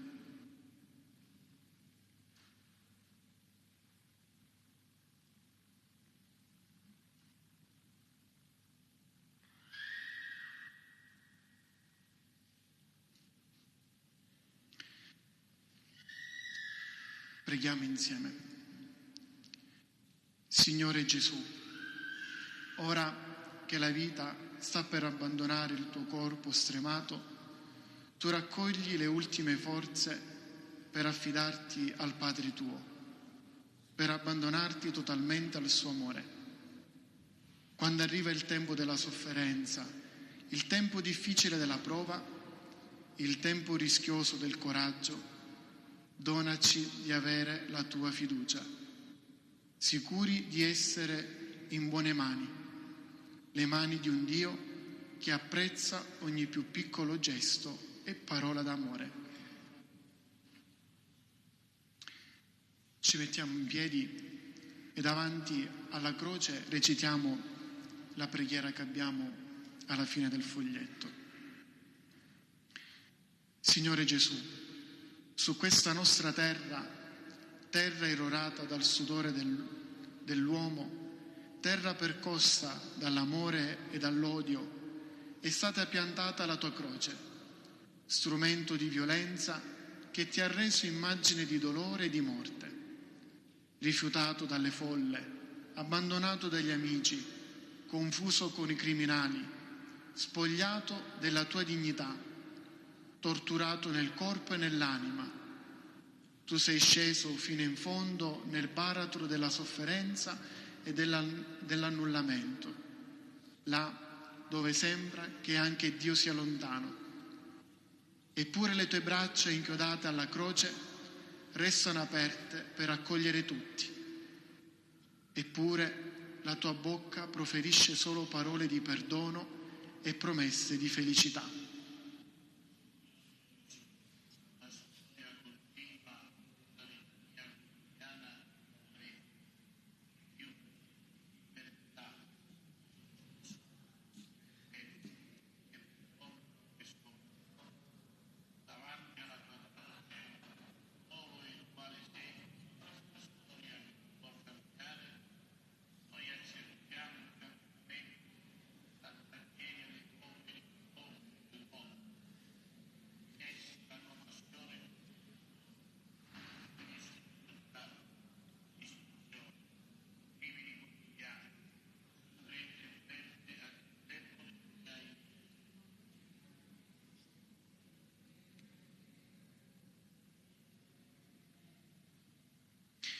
Davanti a te, a tutti i crocifissori del mondo, dopo l'ultimo colpo di lancia, dopo l'ultima violenza gratuita sugli innocenti, noi ti imploriamo per tutti gli uomini e specialmente per quelli che usano il potere delle armi per offendere, per umiliare, per imporre il loro potere. Fa che i loro occhi si aprano sul male commesso, sulle conseguenze devastanti della guerra, sui lutti e sulle rovine, sulla disperazione dei popoli. Insieme. Padre, allora apri una breccia nel loro cuore, perché nei volti sfigurati degli oppressi riconosciamo le sembianze del tuo Cristo, nel sangue delle vittime, il sangue che cade dalla sua croce, perché Lui è il fratello di ogni creatura che soffre. Amen. Abbiamo concluso la contemplazione delle 7 parole di Gesù in croce. Le ha proposte Don Francesco Baldassano, il vicerettore del seminario di Agrigento. Ci prepariamo ora a vivere un altro momento, sarà l'animazione della preghiera ai piedi della croce a cura della Confraternita Maria Santissima dei Sette Dolori, guidata dal rettore del santuario, il canonico Don Lillo Argento.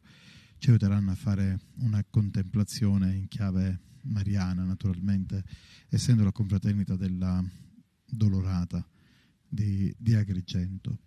Abbiamo qui con noi nella regia in cattedrale Sara, che è una delle consorelle dell'Arciconfraternita del Santissimo Crocifisso. A Sara vorrei chiedere cosa significa l'essere consorella, ecco, all'interno della nostra comunità di Agrigento, consorella in maniera particolare della Confraternita del Santissimo Crocifisso. Far parte della confraternita è sicuramente un momento abbastanza forte, un momento di riflessione che ci aiuta a capire quanto Cristo abbia patito per noi, ed è un momento che ci deve aiutare a capire che siamo stati noi a procurargli queste sofferenze, che con i nostri peccati continuiamo a causare queste sofferenze, continuiamo noi con le nostre sofferenze a flagellarlo e anche a inchiodarlo sulla croce. E tutte queste sofferenze noi dobbiamo dedicarle a Lui e promettere di migliorare, cercare di migliorare in quanto cristiani e dare il buon esempio. Sara, tu sei giovane, cosa dice oggi la croce di Gesù a una giovane del nostro tempo?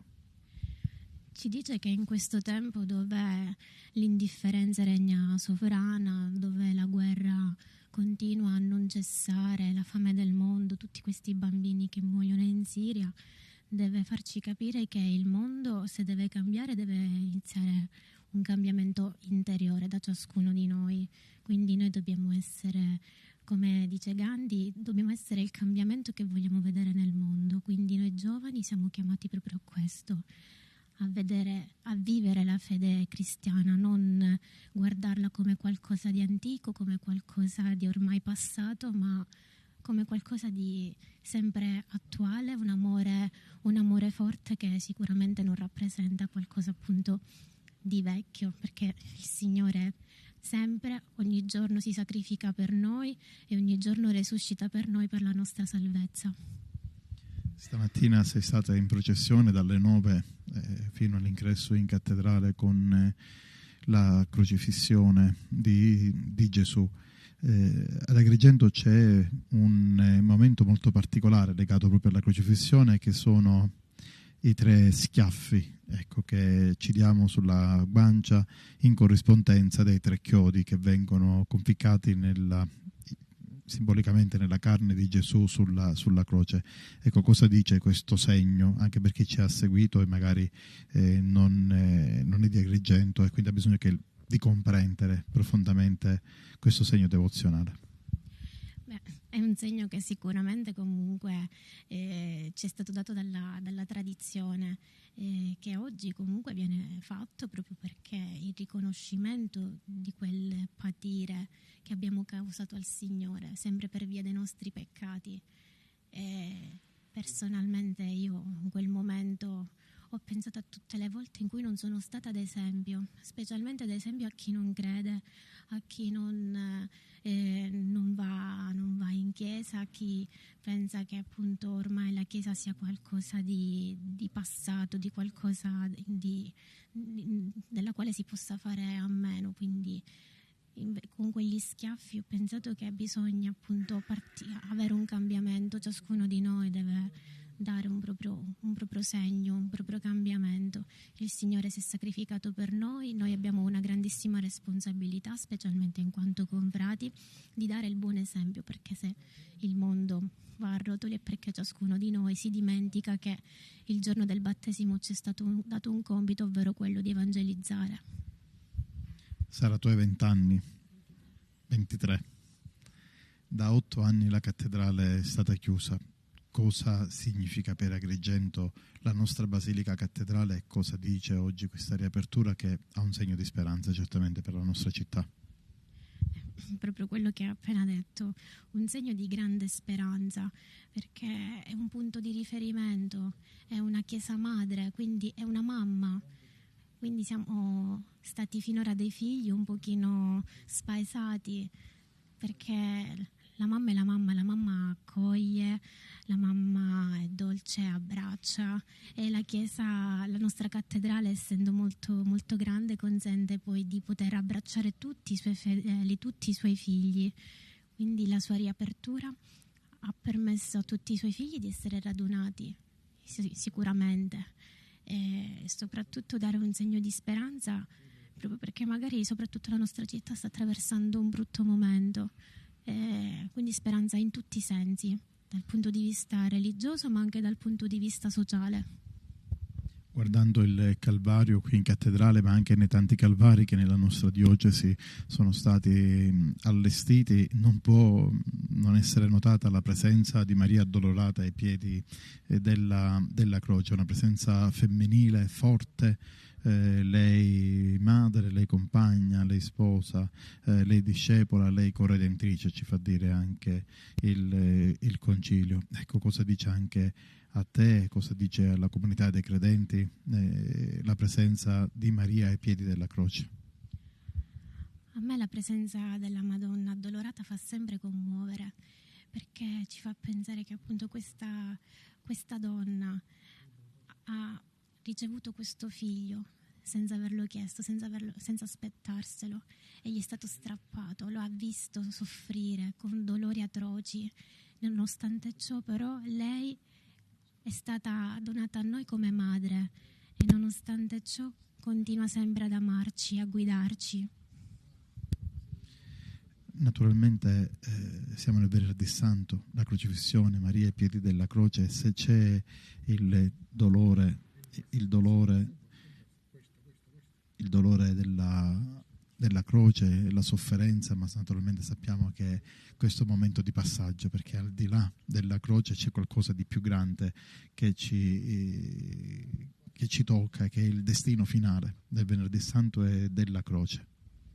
Sì, per fortuna c'è la risurrezione, non c'è venerdì, non c'è passione senza risurrezione, e soprattutto questo, diciamo, il punto più importante della nostra fede cristiana, perché serve a noi stessi, soprattutto nei nostri momenti di sconforto, perché dobbiamo tenere bene in testa che quando noi soffriamo dobbiamo ricordarci che il Signore ha sofferto, ma poi il Signore è risuscitato, ed è risuscitato proprio per noi, è risuscitato per darci tanta speranza. E infatti tra le 3 virtù teologali abbiamo la fede e la speranza, oltre che alla carità, quindi la risurrezione è il più grande segno di speranza. Ecco, grazie Sara, ci ha aiutato anche in questo momento a comprendere meglio cos'è il Venerdì Santo per la comunità dei credenti. Siamo pronti ora a un altro momento di preghiera che sarà animato dall'Arciconfraternita Maria Santissima dei Sette Dolori di Agrigento, presieduta e accompagnata la confraternita dal canonico Don Lillo Argento. Certamente questo momento di preghiera ci aiuterà a fissare lo sguardo proprio sui dolori di Maria, sui 7 dolori di Maria. Abbiamo contemplato le 7 parole di Gesù, ora ci aiuterà l'Arciconfraternita Maria Santissima dei Sette Dolori di entrare dentro questo mistero che Maria si porta profondamente dentro. Ricordiamo le parole del vecchio Simeone alla presentazione di Gesù al Tempio: questo bambino è qui per la salvezza e la distruzione di molti, e a te una spada trafiggerà l'anima. Quindi il richiamo proprio a quello che in questo momento stiamo vivendo qui ai piedi del Calvario. Ricordo, così come abbiamo già detto, che oggi la croce ha una valenza sacramentale. Ecco, non è solo il segno della salvezza, ma è la salvezza stessa. Non c'è Eucaristia nella Chiesa, non ci sarà celebrazione della Messa. Ecco che siamo pronti per iniziare il momento di preghiera con l'Arciconfraternita Maria Santissima dei Sette Dolori.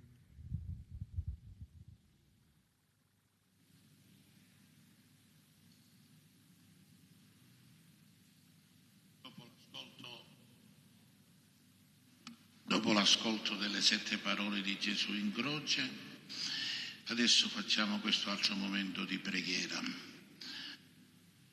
con Maria sotto la croce. Ci ripensiamo tutti quanti al momento della morte di Gesù, quando Maria era lì, ritta ai piedi della croce, non aspettando la morte del Salvatore, ma l'alba della risurrezione. Questa preghiera ci aiuta proprio ad entrare in questo clima, non solo di attesa dell'alba della risurrezione, ma anche in un clima in cui comprendiamo come è stata serena e forte, pur se il suo dolore era indicibile, la Vergine Maria. Iniziamo con una strofa del canto: Purificami, o Signore. Purificami, o Signore, sarò più bianco della neve. Pietà di me, o Dio, nel tuo amore, nel tuo affetto cancella il mio peccato e lavami da ogni mia colpa, purificami da ogni mio errore, purificami, o Signore, sarò più bianco della neve.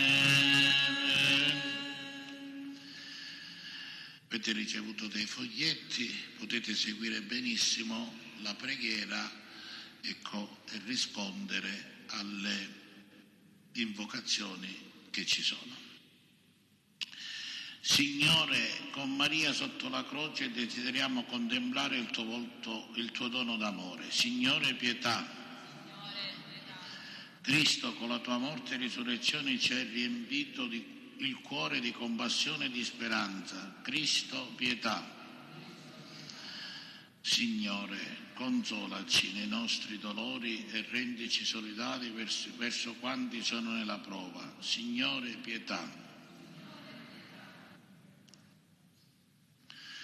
Adesso molto lentamente proclamiamo questo inno, lo proclamiamo tutti insieme, ecco, proprio sentendoci anche noi presenti al Calvario, al momento in cui Maria vede il suo figlio spirare, ma nello stesso tempo è la donna dell'invincibile speranza che sa che quella morte è per la salvezza di tutti e che Gesù non finirà nel sepolcro per sempre.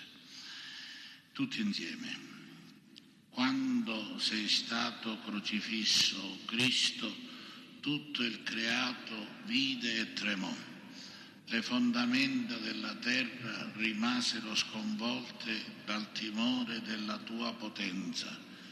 Il velo del Tempio si divise in due. Aperte le torte, i tompi risuscitarono.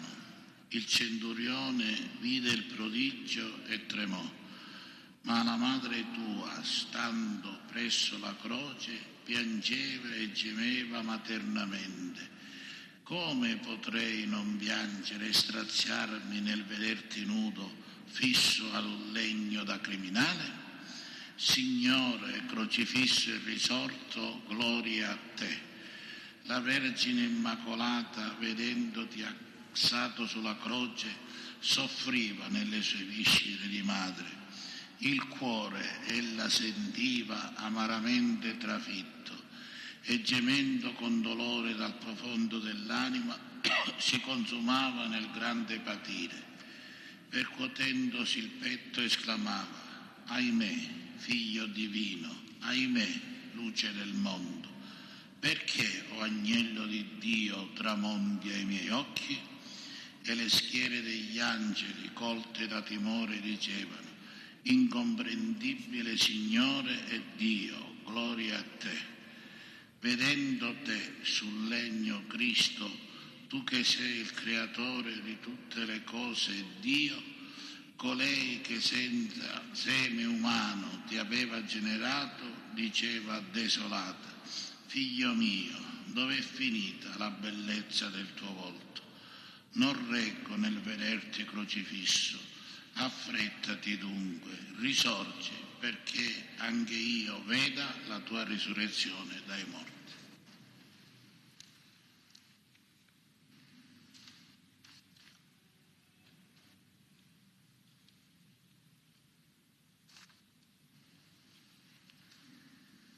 Dal Vangelo secondo Giovanni.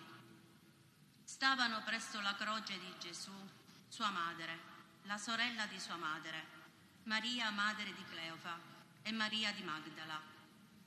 Gesù allora, vedendo la madre e accanto a lei il discepolo che egli amava, disse alla madre: «Donna, ecco tuo figlio». Poi disse al discepolo: «Ecco tua madre». E da quell'ora il discepolo l'accolse con sé. Dopo questo, Gesù, sapendo che ormai tutto era compiuto, affinché si compisse la scrittura, disse: «Ho sete». Vi era lì un vaso pieno di aceto.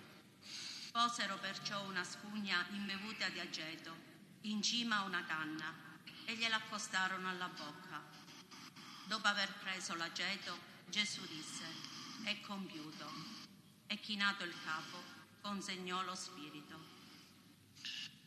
Facciamo un momento di silenzio per gustare questi 2 versetti del Vangelo in cui viene riportato il momento solenne in cui Gesù dall'alto della croce a sua madre affida la Chiesa e Maria diventa non solo la madre desolata e addolorata, ma anche la madre della Chiesa.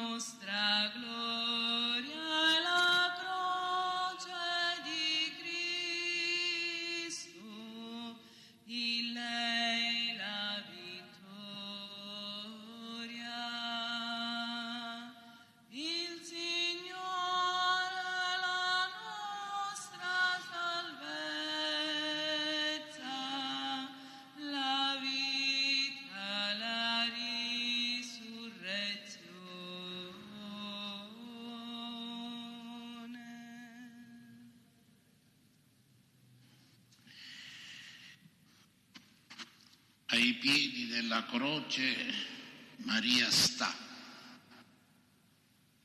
Questo verbo, stare, significa anzitutto l'esserci, e già non è poco, se si pensa che i discepoli, eccetto Giovanni, sono fuggiti.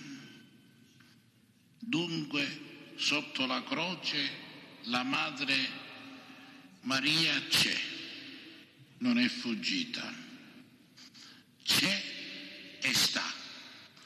Stabat Mater. Quello stava significa anche stava in piedi, stava ritta, cioè stava con dignità e senza distogliere il suo sguardo dal sacrificio che davanti a lei si stava consumando.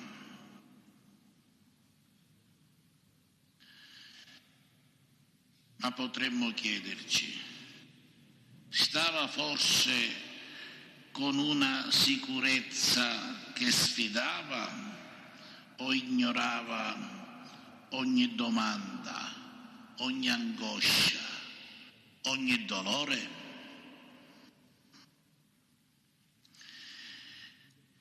Non era forse neppure sfiorata dall'oscurità che avvolgeva quel momento?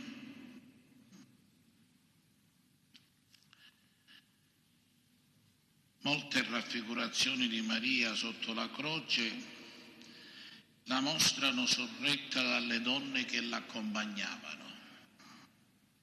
Forse questa immagine è la più vera.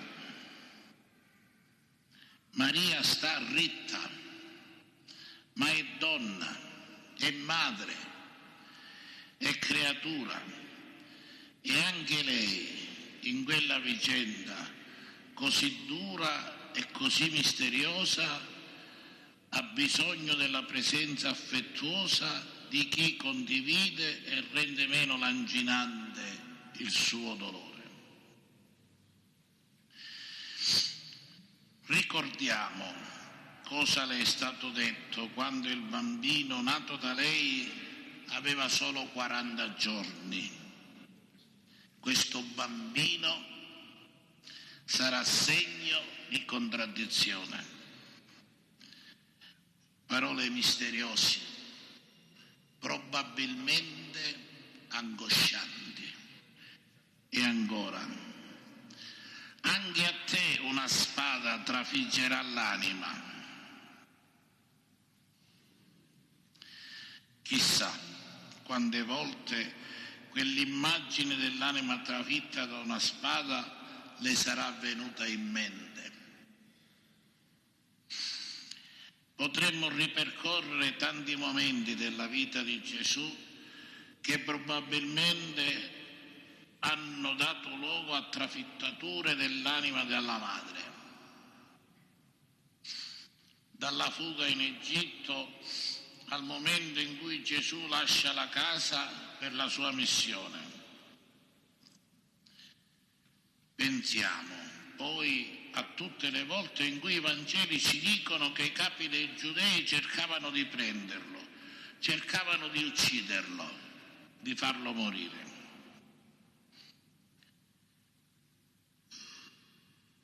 Probabilmente la madre non era così ignara di quelle vicende, di quel clima, di quella crescente inimicizia verso il figlio.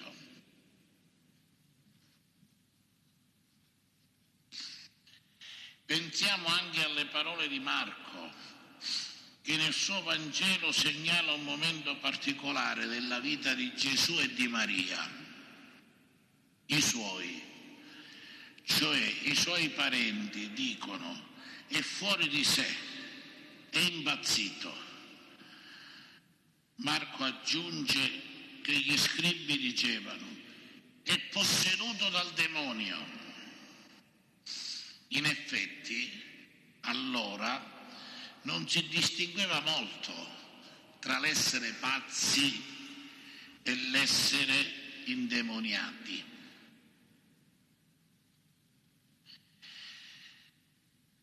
E anche Giovanni, nel quarto Vangelo, annota ad un certo punto: infatti i suoi fratelli non credevano in lui, i suoi, compresa sua madre, arrivano, gli dicono: tua madre e i tuoi parenti ti cercano. La sua risposta sembra quasi un rifiuto o un rinnegamento dei suoi per la scelta di una nuova famiglia. I nuovi suoi, i veri suoi, sono altri. Probabilmente in quella circostanza la trafittura per Maria è stata molto dolorosa. Forse il dubbio si è insinuato anche in lei. Avrà sentito attorno a lei domande pungenti, forse anche insulti verso quel figlio. Colui che nascerà da te sarà santo e sarà chiamato figlio di Dio, le aveva detto l'angelo all'annunciazione. Dov'è mai questo figlio di Dio? Addirittura si parla di lui come di un pazzo. Poi la condanna a morte. Osservo, Gesù è condannato da parte dell'autorità romana, ma di fatto la sua morte è voluta da quelle che erano per sempre le autorità legittime del tempo, autorità religiose che un ebreo come Maria non poteva non riconoscere. È dunque questo il figlio di Dio? Per questo forse Maria è arrivata alla croce barcollante, o comunque compiendo un cammino faticoso con domande terribili senza risposte lucide, ma è arrivata. E lì stava, quasi a dire: sono qui, nonostante tutto, trovo il mio posto. Possiamo pensare che in Maria sotto la croce si sia affacciata la domanda: ma se è il figlio di Dio, perché muore? E perché muore come un malfattore? Dio è per me o è contro di me? E in ogni caso, perché non è con me, non agisce a mio favore? Faccio notare che sto pronunciando molti perché. Maria, sotto la croce, ha ascoltato un perché gridato a gran voce, riferiscono Matteo e Marco. Dio mio, perché mi hai abbandonato? E il perché di Gesù. Gli esegeti ci ricordano che è l'inizio di un salmo, il Salmo 22, che si conclude con parole di affidamento e di lode a Dio. Sei tu la mia lode nella grande assemblea. Luca mette sulla bocca di Gesù morente le parole di un altro salmo: Padre, nelle tue mani affido il mio spirito. Ma forse anche questo consegnarsi al Padre proviene da un perché che grida dentro di lui.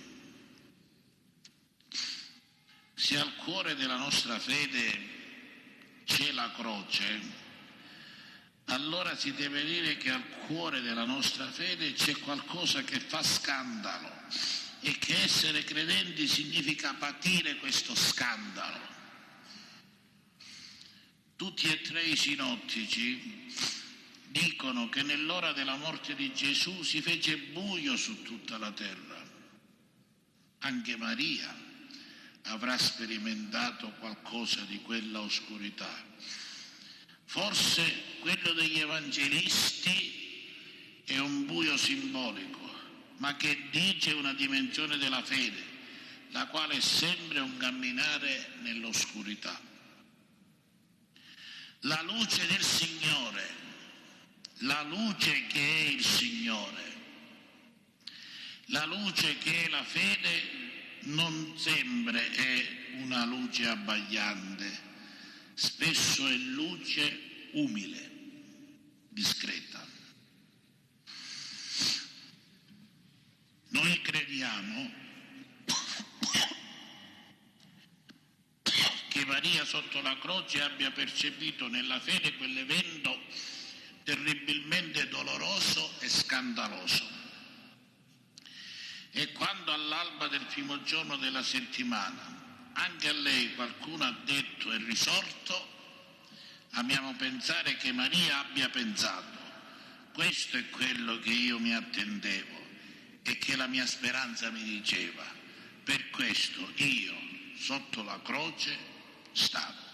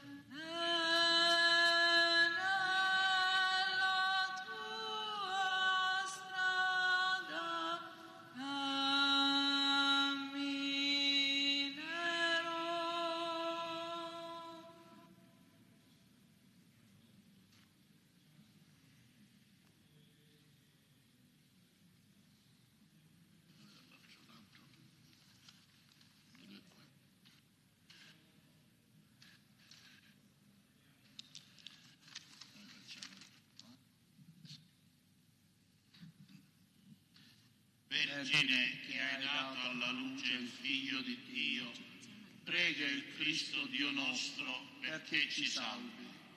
O Vergine, non cessare di intercedere sempre presso colui che ineffabilmente hai generato, l'amico degli uomini, perché salvi dai pericoli coloro che si rifugiano in te. Salva dai pericoli i tuoi servi, o Madre di Dio, perché tutti, dopo Dio, ci rifugiamo in te, muro incrollabile e nostra protezione. Cose gloriose ovunque sono state dette di te, perché tu hai dato luce incarnato, il creatore di tutto l'universo. O Madre di Dio, Maria gloriosissima, prega per tutti noi. O tu che hai concepito e dato alla luce il tuo creatore, salva, o Vergine, coloro che ti magnificano. Ave, Madre di Dio, che hai ospitato nel tuo grembo colui che i cieli non possono contenere. Ave, o Vergine, annunciata dai profeti, da te risplende per noi l'Emmanuele. Ave, Madre del Cristo Dio. Inneggiamo tutti alla Vergine Santa, porta di salvezza, paradiso di delizie, nube della luce eterna, poiché non abbiamo il coraggio a causa dei molti nostri peccati. O Madre di Dio, supplica tu il Figlio nato da te. Puoi molto, infatti, la preghiera della Madre per rendere benevolo il Signore. Non sdegnare le suppliche dei peccatori, o tutta santa, perché è misericordioso e potente nel salvare colui che ha accettato di patire per noi. Noi inneggiamo a te, o pura Madre di Dio, poiché hai generato il Cristo nostro Dio, che ha liberato gli uomini dalla maledizione, servendosi di te. Dona la pace al mondo, o Signore, che per amore dei tuoi servi hai accettato di rivestirti di carne dalla Vergine, affinché tutti concordi ti diano gloria, o amico degli uomini. Abbiamo conosciuto il Dio incarnato da te, o Madre di Dio, o Vergine sola, pura, sola benedetta. Perciò incessantemente ti lodiamo e ti magnifichiamo.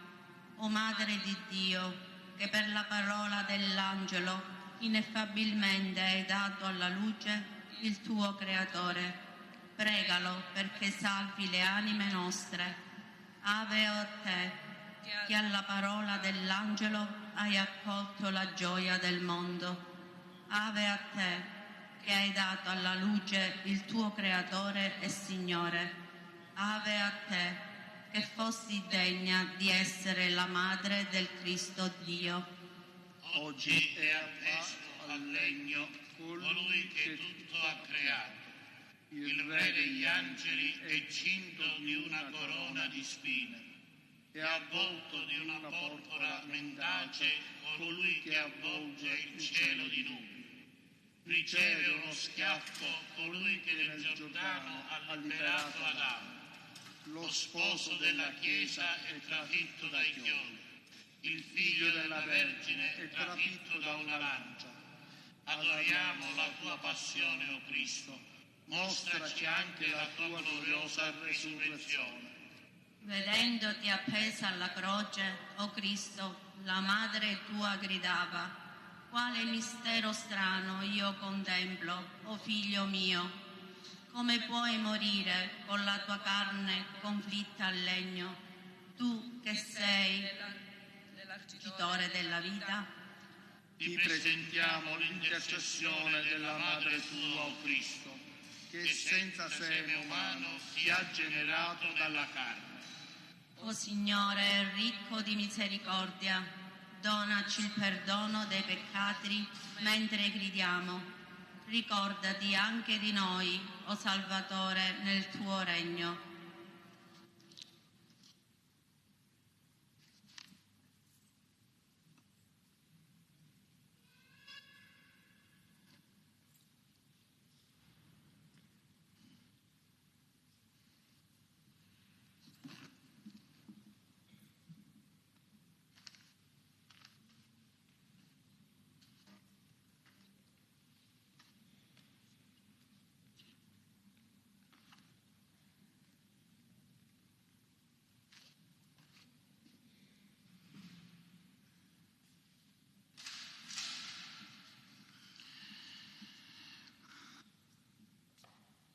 Insieme facciamo questa preghiera dialogata.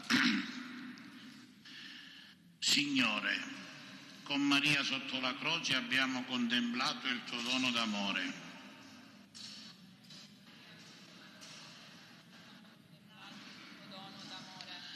Ci hai rivelato il cuore della tua consolazione. Rendici solidali verso quanti ora sono nella prova.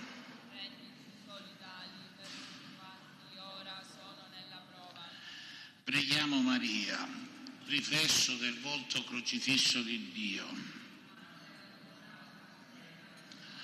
O Maria, Madre di amore e di tenerezza, uniscici alle sofferenze. O Maria, tu che conosci il dolore, rendici piccoli e poveri. O Maria, tu che conosci, Madre forte nella compassione, apri il nostro cuore a Cristo. Vergine Maria,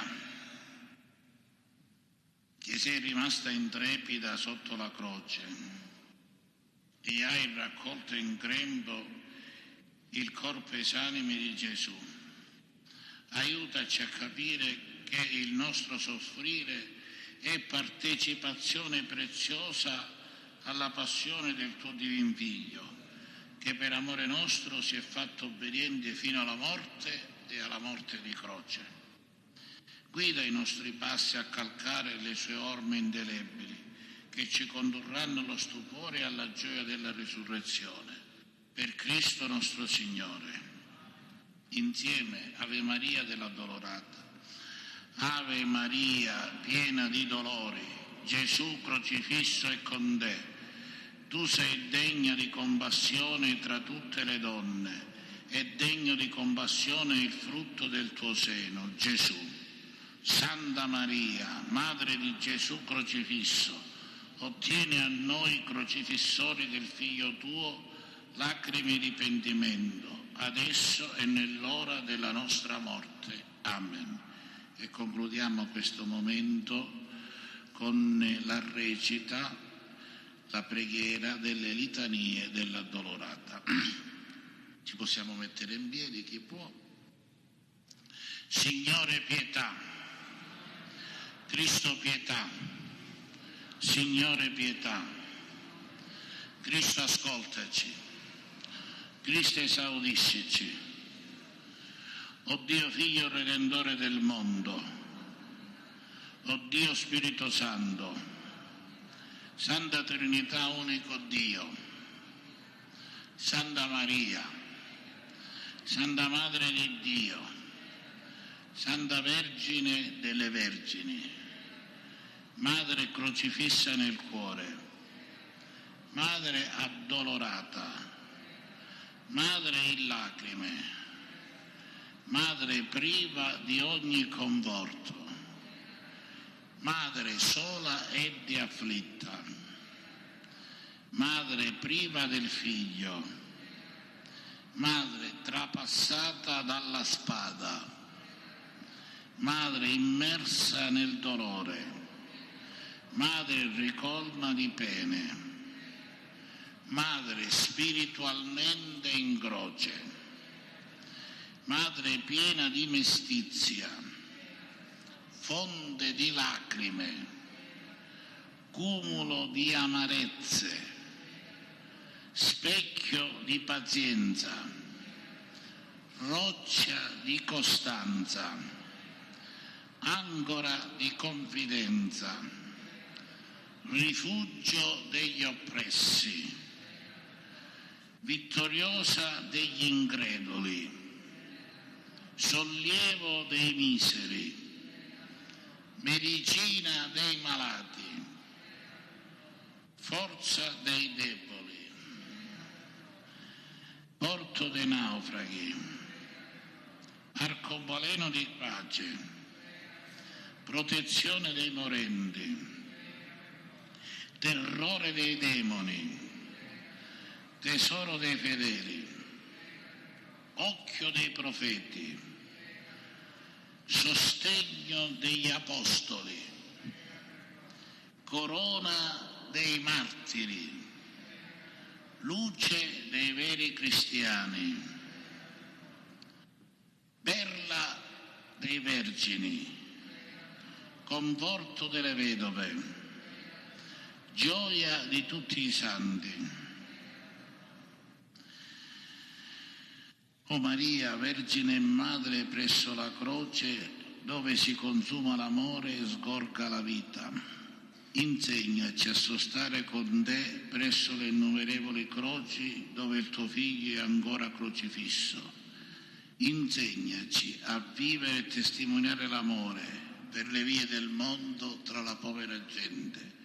Fa che diventiamo, o dolce Madre, docili strumenti nelle mani del Divino Spirito, perché Gesù sia conosciuto e amato. Rendici felici nel seguire Cristo, vera luce dell'umanità. Santa Maria, diletta Madre di Gesù e nostra, accoglici nel tuo grande amore per magnificare con te la misericordia del Salvatore. Sei tu la mamma, sei tu la nostra speranza. Mentre trascorre la vita,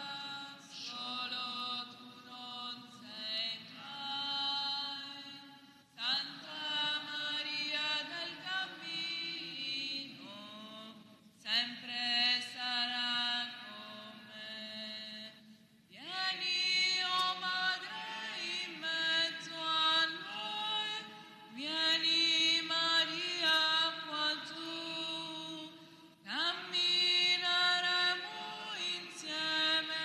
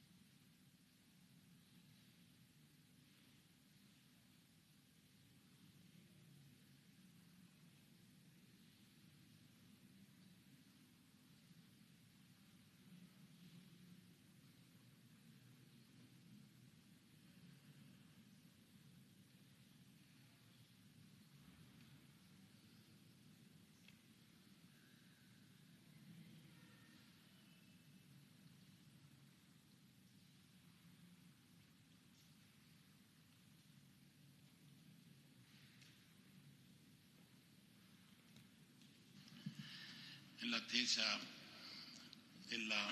dell'azione liturgica in Morte Domini di oggi, che sarà alle 6, recitiamo il Santo Rosario, i misteri dolorosi. O Dio, vieni a salvarmi. Gloria al Padre, al Figlio e allo Spirito Santo.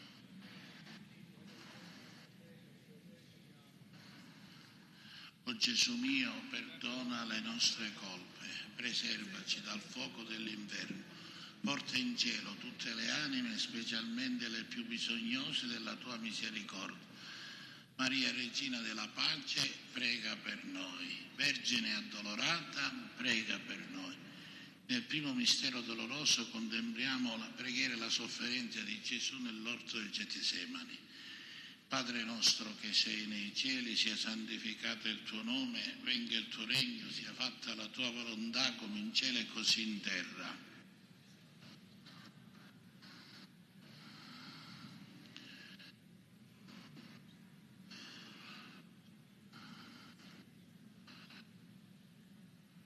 Ave o Maria, piena di grazia, il Signore è con te, tu sei la benedetta fra le donne e benedetto è il frutto del tuo seno, Gesù.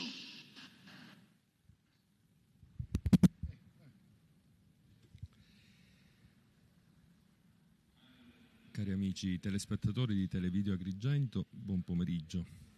Ci ritroviamo anche oggi per la diretta dalla Cattedrale di Agrigento. Avete avuto già modo di vedere, di assistere ai momenti di questa giornata così particolare, il momento della crocifissione di Gesù ad opera dei confrati, le riflessioni sulle 7 parole, la preghiera animata dalla confraternita, dall'arciconfraternita dell'Addolorata, e adesso ci prepariamo a dare inizio all'azione liturgica. Alle 18 in punto il nostro arcivescovo, Monsignor Francesco Montenegro, presiederà questa azione liturgica. Non è una Santa Messa, ma è un momento che riprende il mistero della passione e morte di Gesù in croce. Come abbiamo avuto modo di dire ieri, introducendo la celebrazione della Santa Messa in Cena Domini, quella del Triduo è un'unica grande celebrazione che inizia il giovedì pomeriggio con la celebrazione in Cena Domini e la lavanda dei piedi, e si conclude con la veglia santissima del Sabato Santo. E quindi abbiamo la possibilità di accompagnare passo passo Gesù negli ultimi istanti della sua vita terrena, l'istituzione dell'Eucarestia, il momento in cui Gesù si ritira a pregare nell'Orto degli Ulivi, vissuto ieri sera con l'adorazione nelle diverse chiese, nelle diverse parrocchie, il momento della crocifissione, della morte in croce, e domani, Sabato Santo, giorno del grande silenzio, il giorno in cui si ricorda la discesa agli imperi, questo grande mistero che abbraccia nella sua totalità il mistero della morte stessa, Gesù che scende agli imperi per recuperare coloro che dalla morte erano stati inghiottiti. E poi sabato sera, domani sera, la grande veglia, la veglia che è definita la madre di tutte le veglie, che ci permetterà di assaporare la luce e la forza del Cristo risorto. Quella di oggi è definita appunto azione liturgica, non è una celebrazione eucaristica, ed è un momento in cui al centro dell'attenzione dei fedeli è proposta la croce di Cristo. L'azione liturgica si snoderà attraverso alcuni passaggi. I ministri entreranno in silenzio, ci sarà un momento di silenzio e di prostrazione quando il celebrante e i celebranti arriveranno all'altare, poi subito si darà inizio alla lettura, alla liturgia della parola, che culminerà con la lettura della passione di nostro Signore Gesù Cristo. Il secondo momento sarà quello dell'adorazione della croce, quindi verrà presentata a tutti i fedeli la croce di Cristo, che precedentemente sarà portata in processione, e infine l'ultimo momento sarà quello della preghiera universale. All'interno di ogni celebrazione c'è la cosiddetta preghiera dei fedeli. Durante il Venerdì Santo questa preghiera abbraccia tutte le necessità del mondo intero, della Chiesa, dei cristiani, dei non cristiani, dei nostri fratelli ebrei. Ecco, è il modo che la liturgia esprime per indicare che la croce di Cristo ha un valore universale. Cristo è morto per la salvezza di tutti, per la redenzione di tutti, e quindi attraverso questa preghiera si vuole indicare la portata universale della redenzione operata da Cristo. Come dicevo, nella parte iniziale dell'azione liturgica ascolteremo la liturgia della parola e il racconto della passione. Vorrei brevemente soffermarmi su questa pagina che ascolteremo anche questa sera, perché è il racconto presentato dagli evangelisti, in modo particolare questa sera dall'evangelista Giovanni, che in modo preciso, in modo dettagliato descrive ciò che è accaduto negli ultimi istanti della vita di Gesù. Gli evangelisti sono d'accordo nel soffermare la loro attenzione, la loro ricerca su quella che potremmo definire è stata l'ultima settimana di Gesù. Ecco, ogni evangelista, sappiamo, segue uno schema proprio, ce ne sono 3 che sono molto somiglianti tra di loro, i cosiddetti Vangeli sinottici, Matteo, Marco e Luca, ma anche Giovanni, ecco, segue uno schema seppure attinge a del materiale proprio, cioè la parte iniziale della vita di Gesù, dopo il battesimo, le tentazioni, la vita pubblica, i cosiddetti 3 anni della vita pubblica, e poi il momento dell'ingresso a Gerusalemme, la passione, la morte, la risurrezione e l'ascensione al cielo. Ecco, è su questa ultima parte, dall'ingresso a Gerusalemme fino alla risurrezione, che tutti e 4 gli evangelisti concordano, e non solo, ma a questa ultima settimana riservano lo spazio più importante, più significativo, più ampio dei loro racconti. Questo per dire come i Vangeli nascono attorno alla ricostruzione degli ultimi istanti della vita di Gesù. Sono stati gli istanti decisivi, i momenti decisivi, sono stati quelli che hanno confermato l'identità di Gesù quale figlio di Dio, quale Messia, Redentore e Salvatore del mondo. E quindi l'attenzione degli evangelisti si è concentrata su questi momenti più che sugli altri, e si è fatto lo sforzo di recuperare dalla memoria della comunità e di coloro che erano stati testimoni oculari tutto quello che è avvenuto a Gesù in quei momenti finali della sua vita terrena. E il resoconto che ne fanno tutti e 4 gli evangelisti è molto preciso. C'è l'unzione a Betania, questo villaggio a pochi chilometri da Gerusalemme, che prefigura quello che accadrà a Gesù, l'ingresso a Gerusalemme, la preparazione della cena, l'istituzione dell'Eucarestia, quella che abbiamo rivissuto ieri sera con la messa in Cena Domini, e poi il dialogo tra Gesù e i discepoli, con già quell'incomprensione che circolava nel gruppo dei 12, perché già Giuda si era messo d'accordo con le guardie per stabilire il momento esatto in cui consegnare Gesù, e poi il momento della preghiera nell'Orto degli Ulivi, e proprio in quel podere, a pochi istanti, a poco tempo da quello che era avvenuto nell'ultima cena, l'arresto di Gesù. Ecco, questo momento dell'arresto determina la separazione definitiva tra il gruppo dei discepoli e il loro maestro. Da quel momento in poi Gesù è lasciato solo.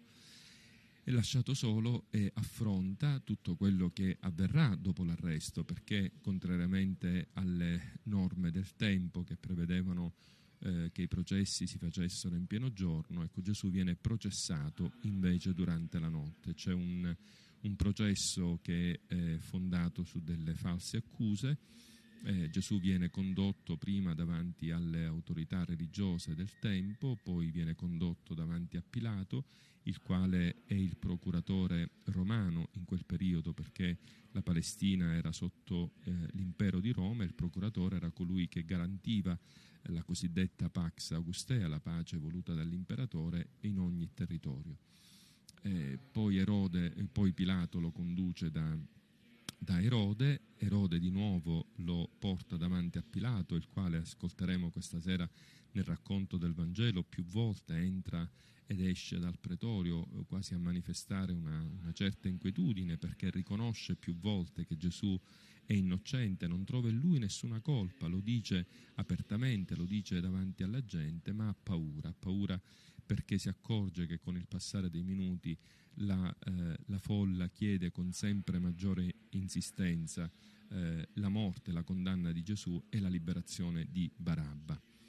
E quindi Pilato si decide a consegnare Gesù, lo consegna alle folle, ai soldati, e qui ha inizio il Calvario, quindi dal luogo in cui Gesù viene condannato, viene caricato della croce e condotto nel luogo in cui avverrà l'esecuzione capitale. Ecco, durante questo tragitto Gesù incontrerà alcune persone che vengono rievocate non solo dai Vangeli ma anche nella pia pratica della Via Crucis. Incontrerà il Cireneo che lo aiuterà a portare la croce, incontrerà le donne e incontrerà la Veronica, e finalmente c'è il momento dell'arrivo al Calvario, della crocifissione davanti ai soldati, davanti alla folla, e la morte in croce di Gesù, confermata poi dalla deposizione dalla croce e dalla sepoltura.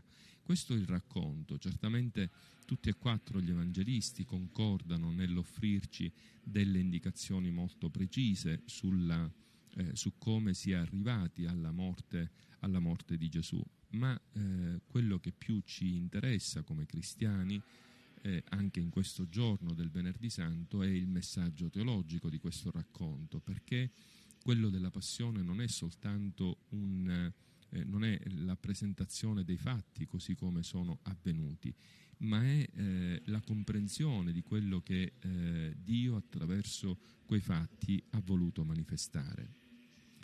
E se i primi discepoli dopo la morte di Gesù hanno vissuto un momento di sconforto, di confusione, di abbattimento, di dispersione, gli istanti successivi, soprattutto dopo la discesa dello Spirito Santo, sono stati utili per recuperare la memoria, per collegare la memoria a tutto quello che nell'Antico Testamento era stato detto, preannunciando la venuta, la morte e la risurrezione di Gesù. C'è un collegamento molto forte tra le Sacre Scritture, le Scritture antiche, e quello che Gesù ha vissuto sulla sua pelle negli istanti finali della sua vita. E così attraverso questo processo di memoria, di ricostruzione, di preghiera, di testimonianze, di coloro che ne furono i testimoni oculari, come dice Luca all'inizio del suo Vangelo, lentamente si scrivono queste pagine. Una di queste l'ascolteremo proprio questa sera. Pagine ricche di storia, ma ricche e intrecciate soprattutto di fede. E il messaggio teologico che passa attraverso il racconto è proprio quello di un atto d'amore del Padre, l'atto d'amore definitivo del Padre attraverso il Figlio a vantaggio dell'umanità. Cioè si capisce, ce lo spiegherà in modo molto esplicito l'Apostolo Paolo nelle sue lettere, che la morte di Gesù in croce non è soltanto l'esito negativo di alcune azioni umane, di tradimento, di condanna, di congiure, di palazzi, eccetera, ma quella morte ha una portata salvifica. Dirà Paolo in maniera molto chiara: Gesù è morto per i nostri peccati. Questa è la formula più importante che riecheggia sin dalle prime battute della comunità cristiana, potremmo dire già prima dei Vangeli scritti, già prima delle lettere di San Paolo. La comunità questo lo afferra: Cristo è morto per i nostri peccati, e quella morte acquista un senso.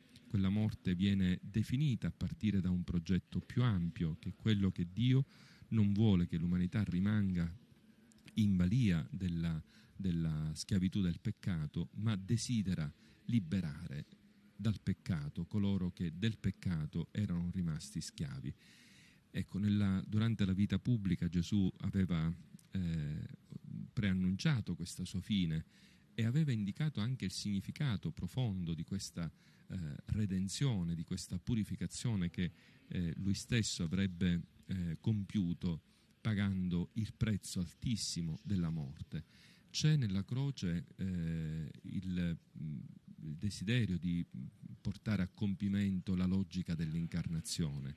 Ecco, sappiamo, sono i due pilastri, i due dogmi fondamentali della fede cristiana: l'incarnazione di Gesù, la sua morte e la sua resurrezione. Ebbene, queste due verità profonde della fede cristiana sono intimamente collegate tra di loro, perché se nell'incarnazione contempliamo appunto il Verbo che si fa carne, cioè Gesù che assume la nostra carne mortale, nella morte in croce, ecco, c'è il portare a pienezza questo principio, per cui Gesù non ci salva dalla morte guardando questa triste realtà dall'esterno, ma ci salva dalla morte morendo egli stesso.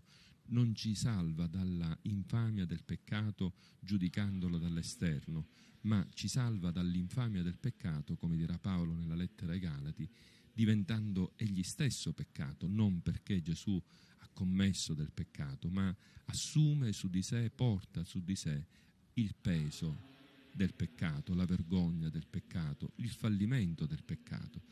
Ecco, la logica dell'incarnazione, così come l'evento della croce, ci insegnano che la pedagogia di Dio è sempre una pedagogia che parte dall'interno delle realtà e mai dall'esterno. Diceva il grande teologo e scrittore Dietrich Bonhoeffer che Dio non ci salva per mezzo della croce, Dio non ci salva dalla morte, ma ci salva nella morte, non ci salva dalle sofferenze, ma ci salva nelle sofferenze. E fuori da questa logica dell'incarnazione, di un Dio cioè che assume in profondità la nostra natura, la nostra storia, la nostra vicenda, anche l'episodio della croce rimarrebbe incomprensibile. Ecco perché il Venerdì Santo, sì, è vero, è un giorno un po' triste, è carico di una certa mestizia perché ricordiamo la morte di Gesù, però se accogliamo questa proposta, questo messaggio teologico così forte, cioè se riteniamo che in quella morte Dio ha voluto manifestarci l'amore più grande, quell'amore che addirittura ci salva, ci redime, allora potremmo dire a ben ragione che il Venerdì Santo è un giorno di speranza, un giorno di vita, è un giorno, possiamo dire sì, di festa, perché oggi l'umanità ricorda quanto è grande l'amore di Dio, quanto è sconfinato questo amore. Dio ha tanto amato il mondo da mandare il suo unigenito figlio, il quale è morto per noi. E noi oggi, con l'azione liturgica che a cui stiamo per dare inizio, vogliamo proprio contemplare la centralità della croce, la sua portata salvifica, il suo valore di salvezza, la sua bellezza. Ieri nella messa in Cena Domini il coro di Santa Cecilia ci ha proposto un canto le cui parole ricordiamo: nostra gloria è la croce di Cristo, in lei è la vittoria. È proprio così, ecco, nella croce di Cristo noi contempliamo la vittoria sulla morte, la vittoria sulle tenebre, la vittoria sul male, la vittoria su tutto ciò che teneva incatenato l'uomo. E quando si canta la vittoria non si può essere tristi, quando si celebra la vittoria non si può rimanere nell'oscurità. Quando si è consapevoli della vittoria bisogna portare dentro una gioia esplosiva, quella che poi manifesteremo pienamente domani sera nella veglia santissima, ma sin da adesso siamo chiamati ad affrontare, a vivere questo momento con questa grande speranza e soprattutto nella consapevolezza che l'amore di Dio per mezzo del suo Figlio morto in croce è un evento che non deve mai sfuggire dai nostri orizzonti. Questa bella immagine che è davanti a noi con il Cristo crocifisso appassionato, con le braccia allargate e dilatate, ecco, ricorda proprio quanto è grande l'amore di Dio su ciascuno di noi. E come commentavano, come dicevano i padri, quei chiodi sono stati messi lì su quelle mani proprio a fissare il gesto d'amore di Dio nei confronti dell'umanità. Quelle braccia resteranno sempre allargate. Possiamo sbagliare, possiamo cadere nel peccato, possiamo vivere momenti difficili, possiamo conoscere l'esperienza della morte, ma quelle braccia saranno sempre lì, spalancate, a ricordarci quanto è grande l'amore di Dio su ciascuno di noi. E il significato della passione, del termine passione, non deve rimanere oscuro alla nostra mente, perché se è vero che la passione ci ricorda la sofferenza di Cristo in croce, ecco, non dobbiamo dimenticare che il termine passione indica proprio questo amore più grande, questo amore coinvolgente che supera i limiti dell'umano, che supera i limiti della vicenda di ogni persona, di ogni realtà. Allora vogliamo prepararci interiormente in questo clima di silenzio, anche noi a dare inizio all'azione liturgica. Come vi ho appena anticipato, l'azione liturgica non ha un canto d'ingresso. Ieri sera la messa in Cena Domini è finita in silenzio, ed è dallo stesso silenzio che ripartiamo quest'oggi con l'azione liturgica. È un tempo che si dilata, è un tempo che ci condurrà fino a domani sera. Il silenzio di ieri sera per entrare nella preghiera di Gesù nell'Orto degli Ulivi, il silenzio di questa sera per accompagnare Gesù con il momento finale della sua vita, della sua passione e della sua morte. Ecco, un silenzio che ci permette di accogliere questo grande mistero. Abbiamo sentito, ecco, questo suono di questo strumento che anche questa sera durante la processione verrà utilizzato per indicare il passaggio del Cristo morto, ed è uno strumento molto semplice, uno strumento in legno che serve per chiedere ai fedeli, per riportare l'attenzione, la concentrazione dei fedeli su quanto si sta avverando. Abbiamo visto i seminaristi in processione, alcuni sacerdoti, chiaramente i parroci oggi sono tutti impegnati nelle rispettive parrocchie, quindi certamente il parroco della cattedrale, i formatori del seminario, i padri redentoristi, i canonici, alcuni dei canonici, e a presiedere l'azione liturgica il nostro vescovo Monsignor Francesco Montenegro. Ieri ha celebrato la Santa Messa in Cena Domini presso una struttura ospedaliera, presso l'ospedale di Canicattì. Il Papa ha celebrato la Messa in Cena Domini nel carcere di Velletri, e adesso è lui a presiedere l'azione liturgica, così come sarà lui questa sera, quasi a conclusione della processione che attraverserà le vie del centro storico, a pronunciare il discorso alla città dalla chiesa di San Domenico, quando la processione arriverà proprio in quel punto. Ecco, stiamo vedendo l'assemblea riunita, questo silenzio che ci permette di porre in risalto la centralità della croce. Oggi non c'è spazio per il canto, non c'è spazio per le parole, e io chiedo scusa ai telespettatori se attraverso le mie di parole, ecco, spero di offrire qualche parola di spiegazione, di non disturbare il clima di silenzio, però liturgicamente il silenzio, potremmo dire, è il grande protagonista di questa giornata. Il silenzio di Gesù in croce, la sua morte. In quel silenzio c'è l'offerta al Padre, l'offerta della sua vita al Padre. Abbiamo nel pomeriggio ascoltato la riflessione sulle 7 parole.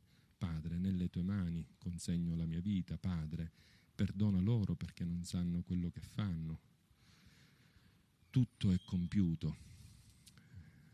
E queste parole pronunciate da Gesù, ecco, riportano l'attenzione di tutti proprio a quel momento in cui c'è soltanto Gesù, la sua croce, il desiderio di salvare l'umanità dalla schiavitù del peccato, e questo cuore che si spalanca, queste mani inchiodate su quella croce per indicare per sempre il momento della scelta definitiva del Padre di amare l'umanità. Ecco, i ministri arrivano all'altare, l'altare che era stato spogliato ieri sera dalle tovaglie, proprio per indicare che adesso l'attenzione è concentrata su Gesù, l'Eucaristia era stata riposta in un altare diverso. I ministri arrivano in silenzio all'altare, sostano qualche minuto in atteggiamento adorante davanti alla croce di Gesù. È il grande silenzio, gli evangelisti annotano questo silenzio, si fece buio su tutta la terra. Ecco, è un momento in cui l'umanità tace davanti alla parola silente dell'amore di Dio sulla croce. L'umanità finalmente tace. Anche noi abbiamo bisogno in questa giornata di recuperare la forza, la bellezza del silenzio, non per non dire nulla, ma per assaporare questa parola che è racchiusa dentro un gesto, dentro un corpo inchiodato su una croce. Il Vescovo sale alla sede e così diamo inizio all'azione liturgica.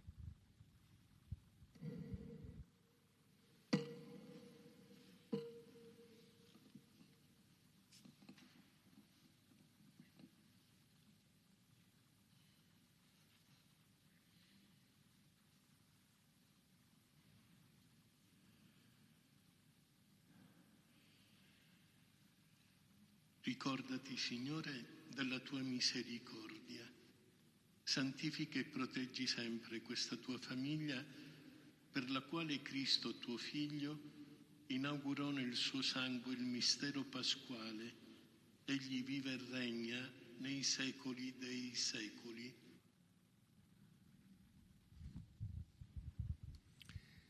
Come abbiamo visto, non c'è stato il segno della croce, proprio perché è l'unica celebrazione che è iniziata questa sera, semplicemente una preghiera di colletta. E adesso la liturgia della parola. Ascolteremo nella prima lettura un brano del profeta Isaia, uno dei canti del servo sofferente, una pagina della lettera agli Ebrei e poi la passione di nostro Signore Gesù Cristo secondo Giovanni. Avrà successo, sarà onorato, esaltato e innalzato grandemente. Come molti si stupirono di lui, tanto era sfigurato per essere d'uomo il suo aspetto e diversa la sua forma da quella dei figli dell'uomo, così si meraviglieranno di lui molte nazioni. I re davanti a lui si chiuderanno la bocca, poiché vedranno un fatto mai esso raccontato e comprenderanno ciò che mai avevano udito. Chi avrebbe creduto al nostro annuncio? A chi sarebbe stato manifestato il braccio del Signore? È cresciuto come un virgulto davanti a Lui e come una radice in terra arida.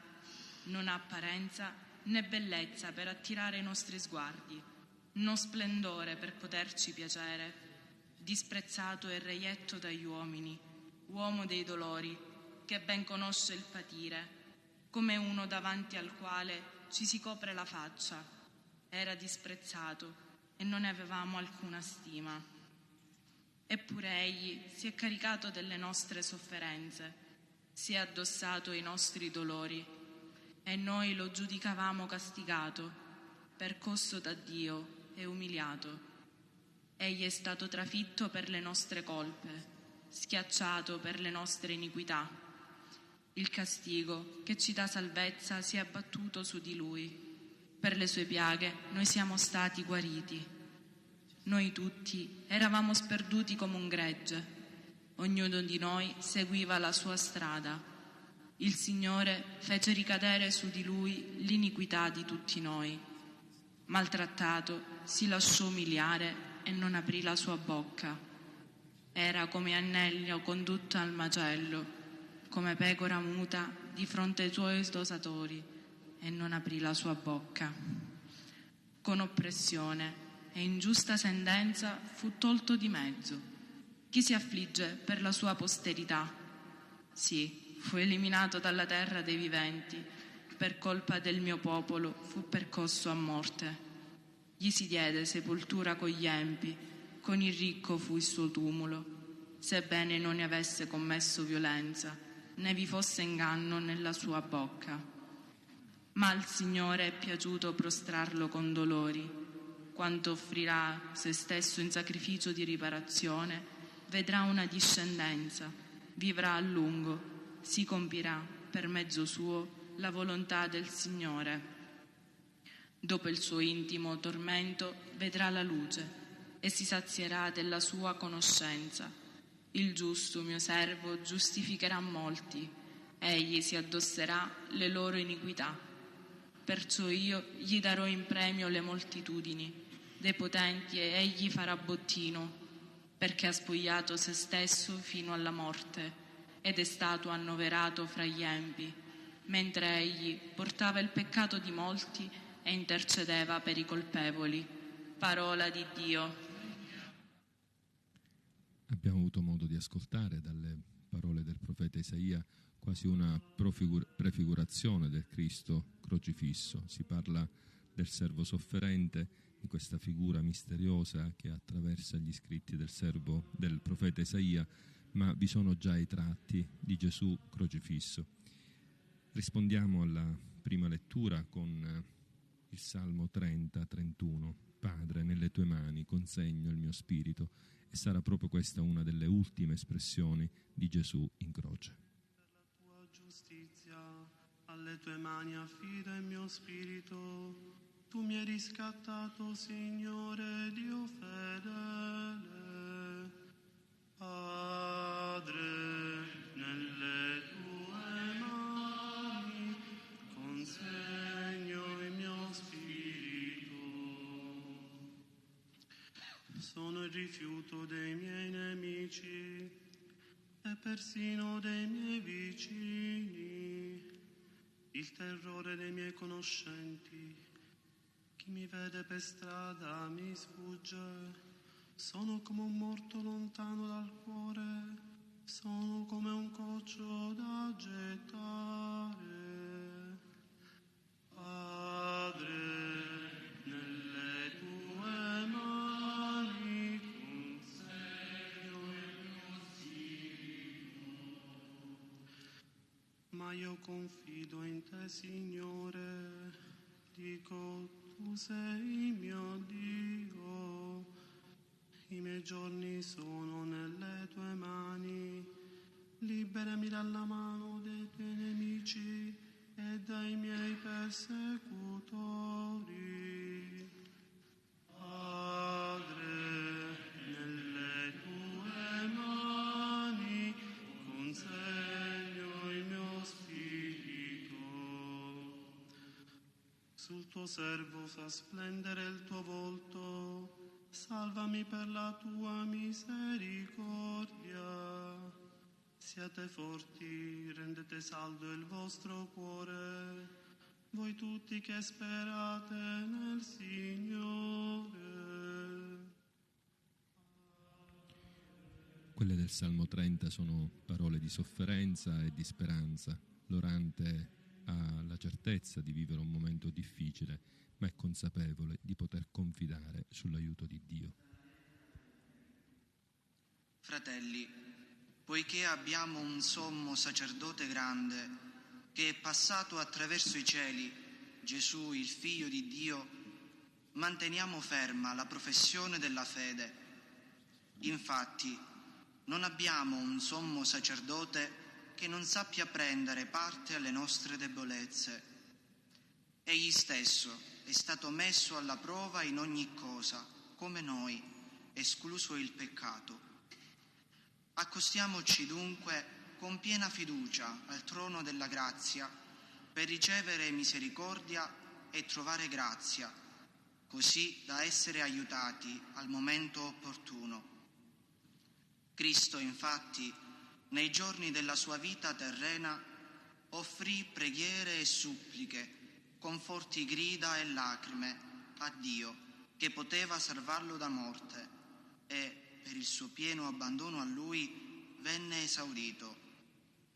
Pur essendo figlio, imparò l'obbedienza da ciò che patì e reso perfetto divenne causa di salvezza eterna per tutti coloro che gli obbediscono. Parola di Dio. Anche al centro della pagina della lettera agli Ebrei, appena ascoltata, la figura di Cristo, sommo sacerdote, un titolo che non troviamo nei Vangeli, però l'autore di questa lettera, che è indirizzata a dei cristiani che provengono dall'ebraismo, riconosce in Gesù il vero, autentico, l'unico sommo sacerdote, colui che ha redento il suo popolo non con il sangue di animali, di agnelli o altro, ma con il suo stesso sangue. E dice l'autore: abbiamo un sommo sacerdote che può compatire, che può esprimere piena compassione per le nostre debolezze, essendo stato egli stesso sottoposto alla grande debolezza, non quella del peccato, perché non ha conosciuto peccato, ma alla debolezza della morte, della sofferenza e della morte. Adesso ci prepariamo ad ascoltare il racconto della Passione secondo Giovanni. Verrà proclamato da 3 ministri, uno che ci farà ascoltare le parole stesse di Gesù, un cronista e un altro che presenterà gli altri protagonisti di questa lunga pagina tratta da Giovanni, e cioè le folle, i vari Pilato, Erode e le varie autorità. Ecco, è un racconto, una storia nella quale siamo tutti coinvolti. Ci mettiamo anche noi in ascolto. Seduti.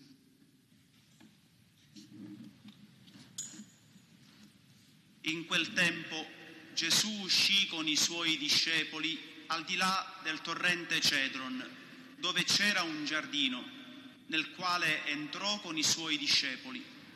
Anche Giuda, il traditore, conosceva quel luogo, perché Gesù spesso si era trovato là con i suoi discepoli. Giuda dunque vi andò, dopo aver preso un gruppo di soldati e alcune guardie fornite dai capi dei sacerdoti e dai farisei, con lanterne, fiaccole e armi. Gesù allora, sapendo tutto quello che doveva accadergli, si fece innanzi e disse loro: Chi cercate? Gli risposero: Gesù il Nazareno. Disse loro Gesù: Sono io. Vi era là con loro anche Giuda, il traditore.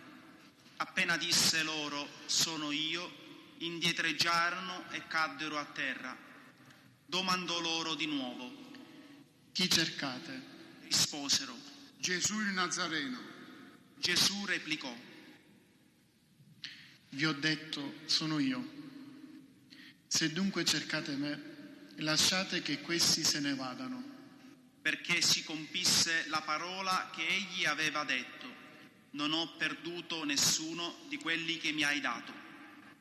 Allora Simon Pietro, che aveva una spada, la trasse fuori, colpì il servo del sommo sacerdote e gli tagliò l'orecchio destro. Quel servo si chiamava Malco. Gesù allora disse a Pietro: Rimetti la spada nel fodero. Il calice che il Padre mi ha dato non dovrò berlo. Allora i soldati, con il comandante e le guardie dei Giudei, catturarono Gesù, lo legarono e lo condussero prima da Anna. Egli infatti era suocero di Caifa, che era sommo sacerdote quell'anno. Caifa era quello che aveva consigliato ai Giudei: è conveniente che uno solo muoia per il popolo. Intanto Simon Pietro seguiva Gesù insieme a un altro discepolo. Questo discepolo era conosciuto dal sommo sacerdote ed entrò con Gesù nel cortile del sommo sacerdote. Pietro invece si fermò fuori, vicino alla porta. Allora quell'altro discepolo, noto al sommo sacerdote, tornò fuori, parlò alla portinaia e fece entrare Pietro. E la giovane portinaia disse a Pietro: Non sei anche tu uno dei discepoli di quest'uomo? Egli rispose: Non lo sono. Intanto i servi e le guardie avevano acceso un fuoco, perché faceva freddo, e si scaldavano. Anche Pietro stava con loro e si scaldava. Il sommo sacerdote dunque interrogò Gesù riguardo ai suoi discepoli e al suo insegnamento. Gesù gli rispose: Io ho parlato al mondo apertamente. Ho sempre insegnato nella sinagoga e nel Tempio, dove tutti i giudei si riuniscono, e non ho mai detto nulla di nascosto. Perché interroghi me? Interroga quelli che hanno udito ciò che ho detto loro. Ecco, essi sanno che cosa ho detto. Appena detto questo, una delle guardie presenti diede uno schiaffo a Gesù dicendo: Così rispondi al sommo sacerdote? Rispose Gesù: Se ho parlato male, dimostrami dove è il male. Ma se ho parlato bene, perché mi percuoti? Allora Anna lo mandò con le mani legate a Caifa, il sommo sacerdote. Intanto Simon Pietro stava lì a scaldarsi. Gli dissero: Non sei anche tu uno dei suoi discepoli? Egli negò e disse: Non lo sono. Ma uno dei servi del sommo sacerdote, parente di quello a cui Pietro aveva tagliato l'orecchio, disse: Non ti ho forse visto con lui nel giardino? Pietro negò di nuovo e subito un gallo cantò. Condussero poi Gesù dalla casa di Caifa nel pretorio. Era l'alba ed essi non vollero entrare nel pretorio per non contaminarsi e poter mangiare la Pasqua.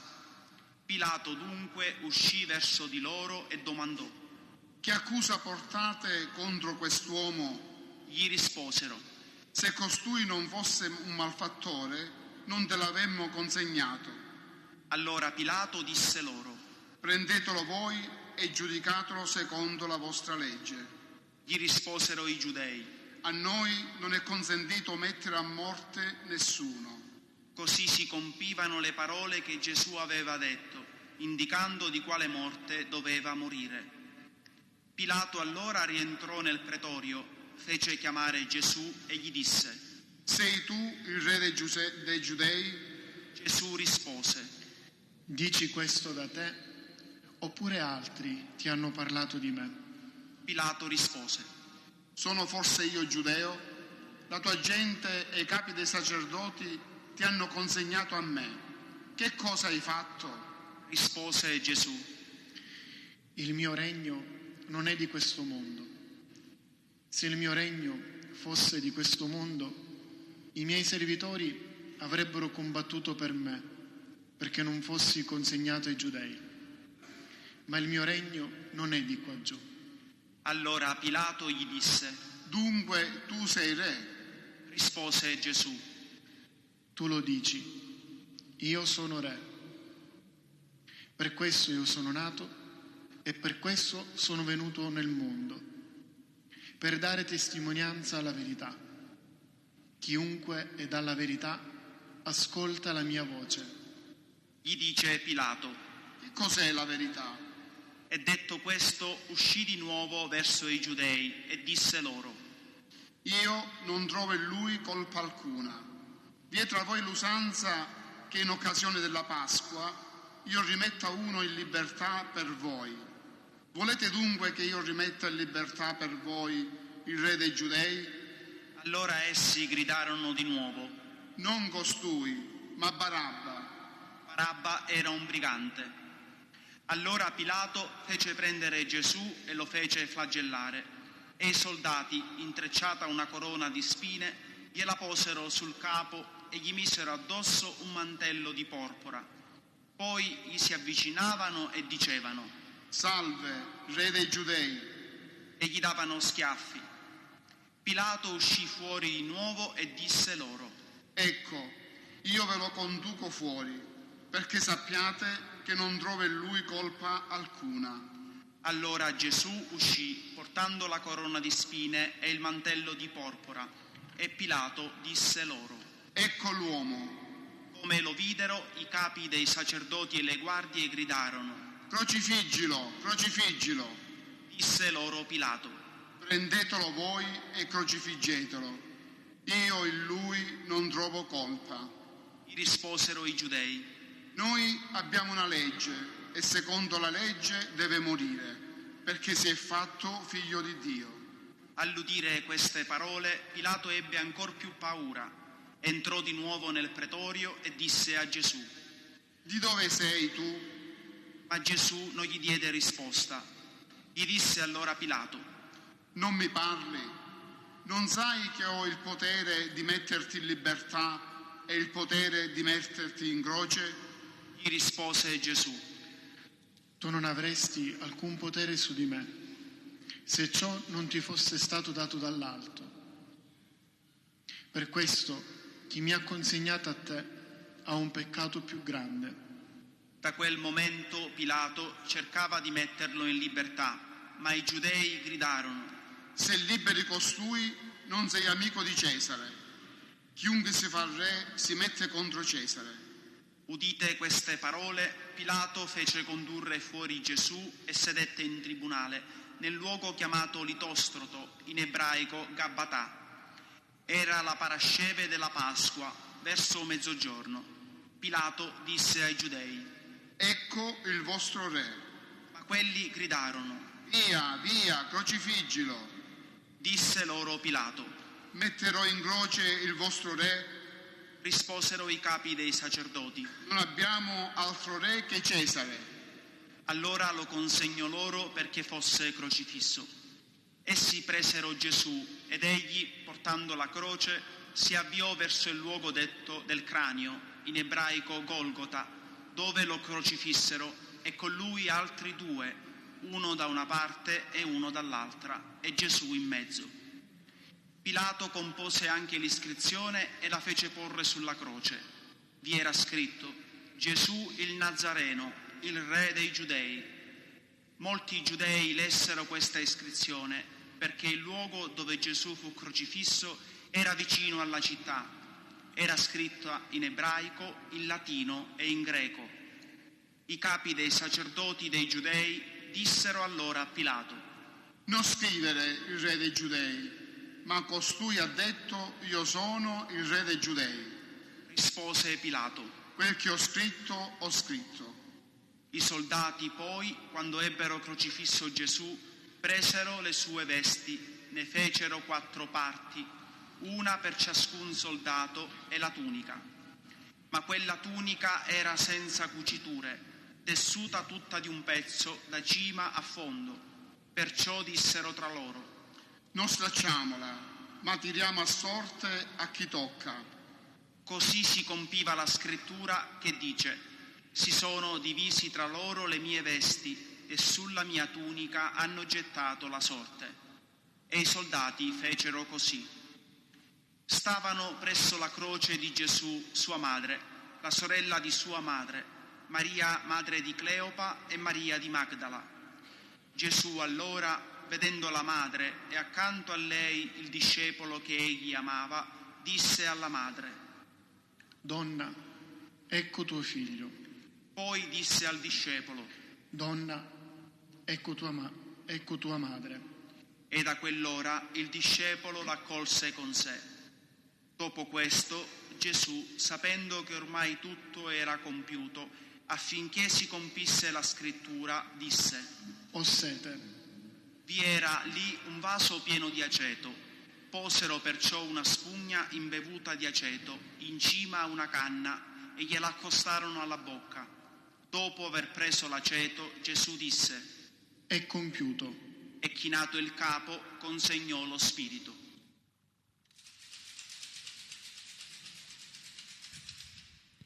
Nel momento in cui si ricorda la morte in croce di Gesù, tutta l'assemblea rispetta un momento di silenzio.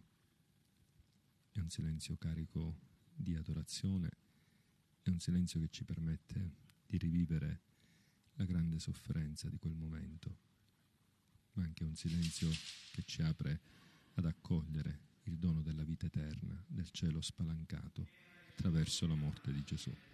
E i giudei, perché i corpi non rimanessero sulla croce durante il sabato, era infatti un giorno solenne quel sabato, chiesero a Pilato che fossero spezzate loro le gambe e fossero portati via. Vennero dunque i soldati e spezzarono le gambe all'uno e all'altro, che erano stati crocifissi insieme con lui. Venuti però da Gesù, vedendo che era già morto, non gli spezzarono le gambe, ma uno dei soldati con una lancia gli colpì il fianco e subito ne uscì sangue e acqua. Chi ha visto ne dà testimonianza e la sua testimonianza è vera. Egli sa che dice il vero perché anche voi crediate. Questo infatti avvenne perché si compisse la scrittura: non gli sarà spezzato alcun osso. E un altro passo della scrittura dice ancora: volgeranno lo sguardo a colui che hanno trafitto. Dopo questi fatti, Giuseppe di Arimatea, che era discepolo di Gesù, ma di nascosto, per timore dei giudei, chiese a Pilato di prendere il corpo di Gesù. Pilato lo concesse. Allora egli andò e prese il corpo di Gesù. Vi andò anche Nicodemo, quello che in precedenza era andato da lui di notte, e portò circa 30 chili di una mistura di mirra e di aloe. Essi presero allora il corpo di Gesù e lo avvolsero con teli, insieme ad aromi, come usano fare i giudei per preparare la sepoltura. Ora nel luogo dove era stato crocifisso vi era un giardino, e nel giardino un sepolcro nuovo, nel quale nessuno era stato ancora posto. Là dunque, poiché era il giorno della parasceve dei giudei, e dato che il sepolcro era vicino, posero Gesù.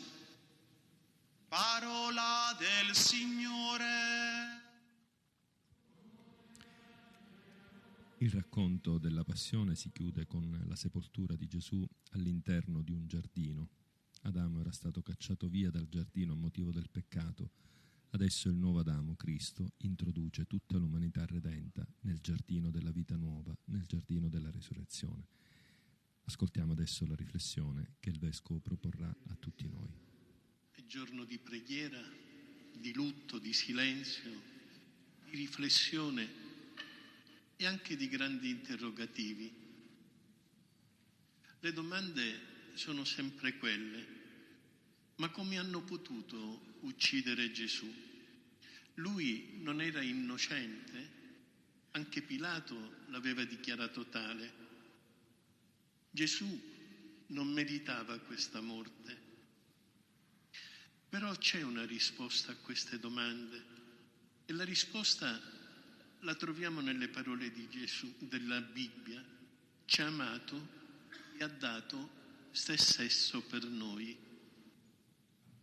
O se vogliamo usare le parole di Ambrogio, ci sentiamo dire: per me è stato generato dal grembo di una vergine, per me è stato immolato, per me ha sperimentato la morte, per me è risorto, per me prese su di sé le mie debolezze, si sottopose alle passioni del mio corpo.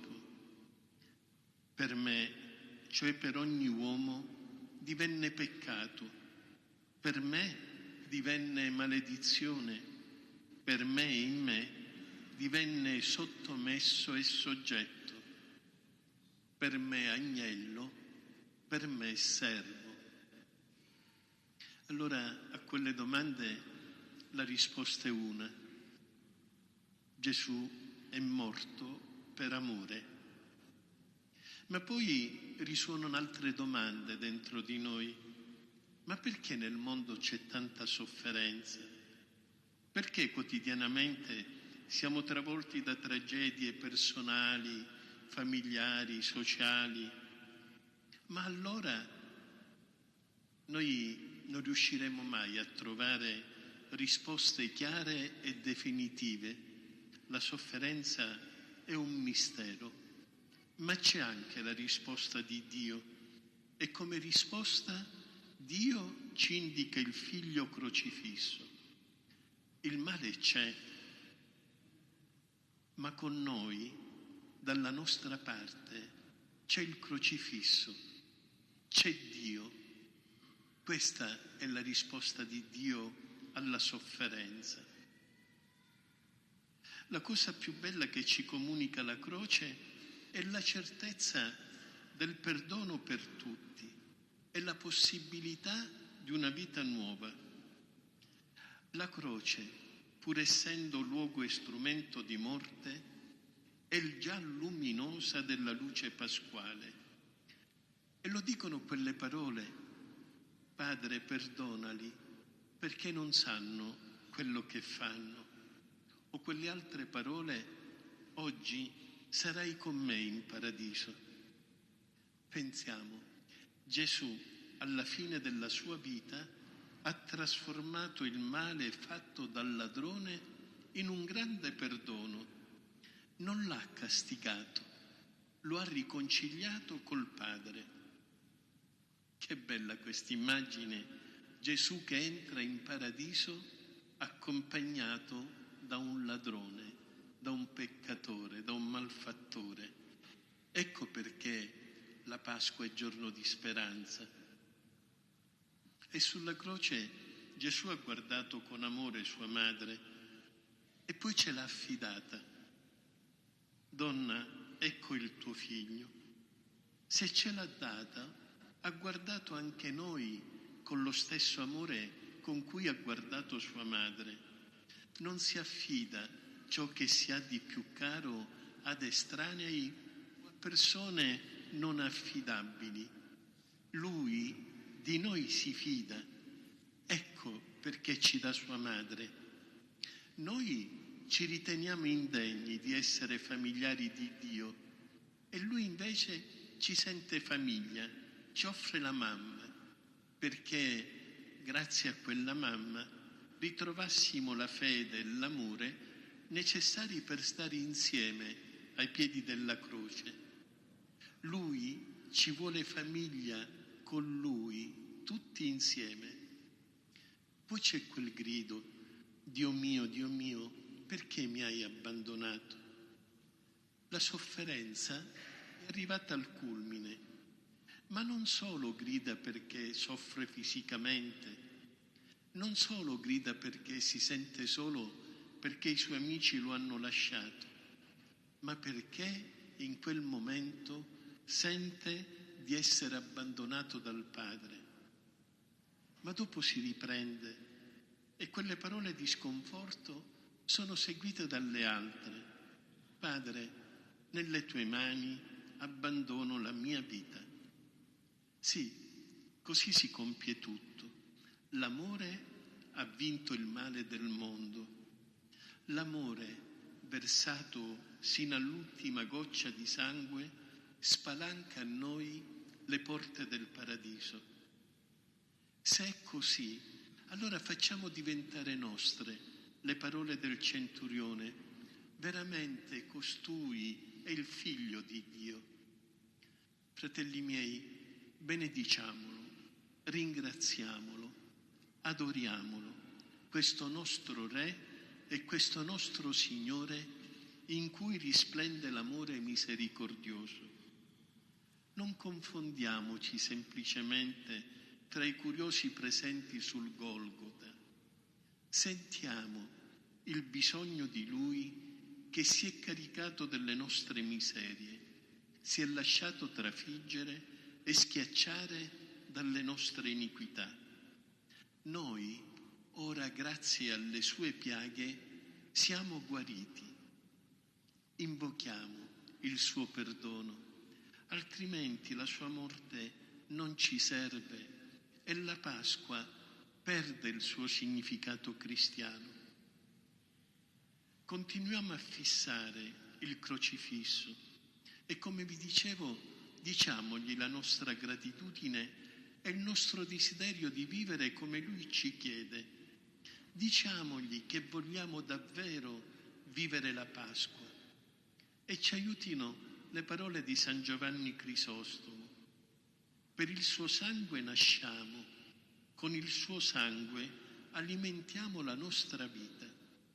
Come la donna nutre il figlio col proprio latte, così il Cristo nutre continuamente tutti noi col sangue proveniente dal suo costato trafitto. La croce è la nostra ricchezza, la croce è la nostra fortuna, la croce è la nostra patria. È la Vergine addolorata che ha accolto tra le braccia il figlio crocifisso, ci sia accanto e ci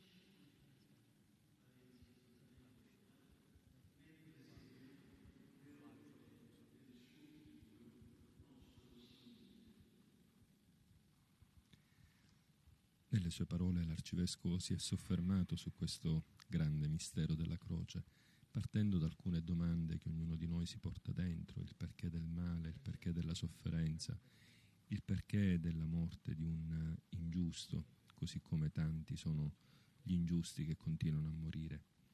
E a partire da queste domande il vescovo non ha offerto delle risposte, ma ha dato delle chiavi di lettura. Ecco, quella ripresa dei testi patristici: per amore, per me Cristo è morto. Ecco, questo ci aiuta ad acquistare l'autentico senso della sofferenza di Cristo, della sofferenza di ogni cristiano. Adesso, come dicevamo nell'introduzione, il momento della preghiera universale. Più che in altre celebrazioni, questa sera la Chiesa dilata il cuore e fa sì che il sangue di Cristo raggiunga tutti, ed è per questo che nella preghiera vengono portati davanti a Cristo crocifisso tutte le persone, le situazioni che abitano questa nostra storia.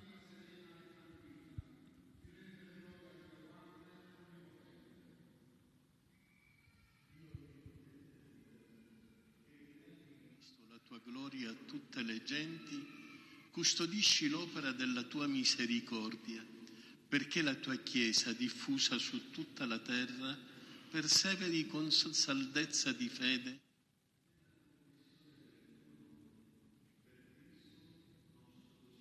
La preghiera per la Santa Chiesa, adesso la preghiera per il Papa.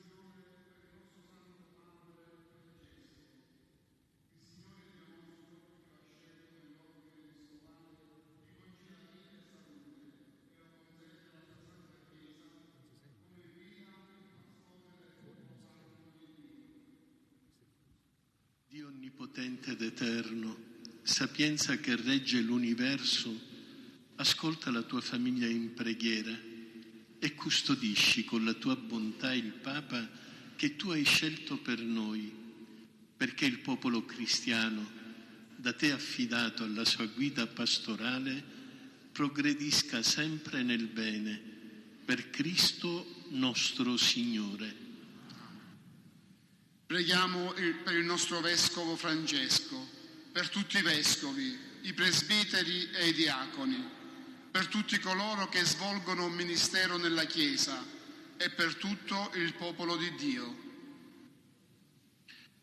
Dio onnipotente ed eterno, che con il tuo Spirito guidi e santifichi tutto il corpo della Chiesa, ascolta le preghiere che ti rivolgiamo, perché secondo il dono della tua grazia, tutti i membri della comunità nel loro ordine e grado ti possano fedelmente servire.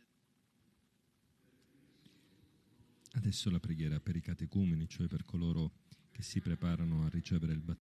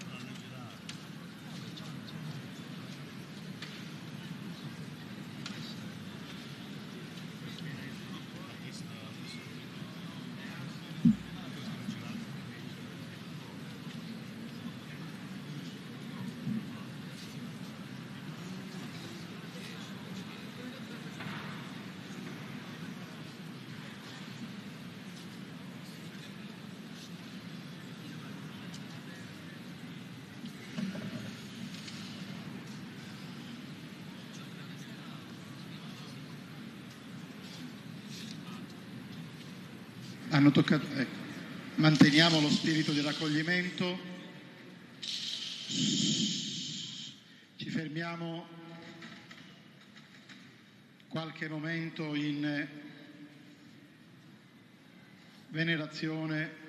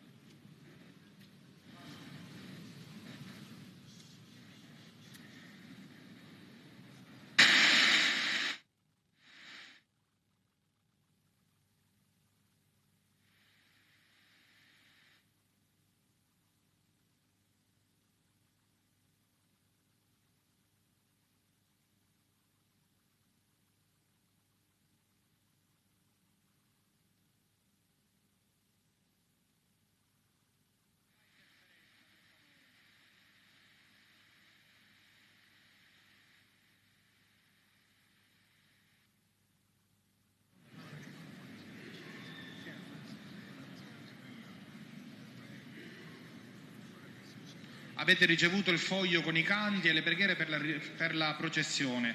Prendiamo il canto numero 30 e insieme cantiamo.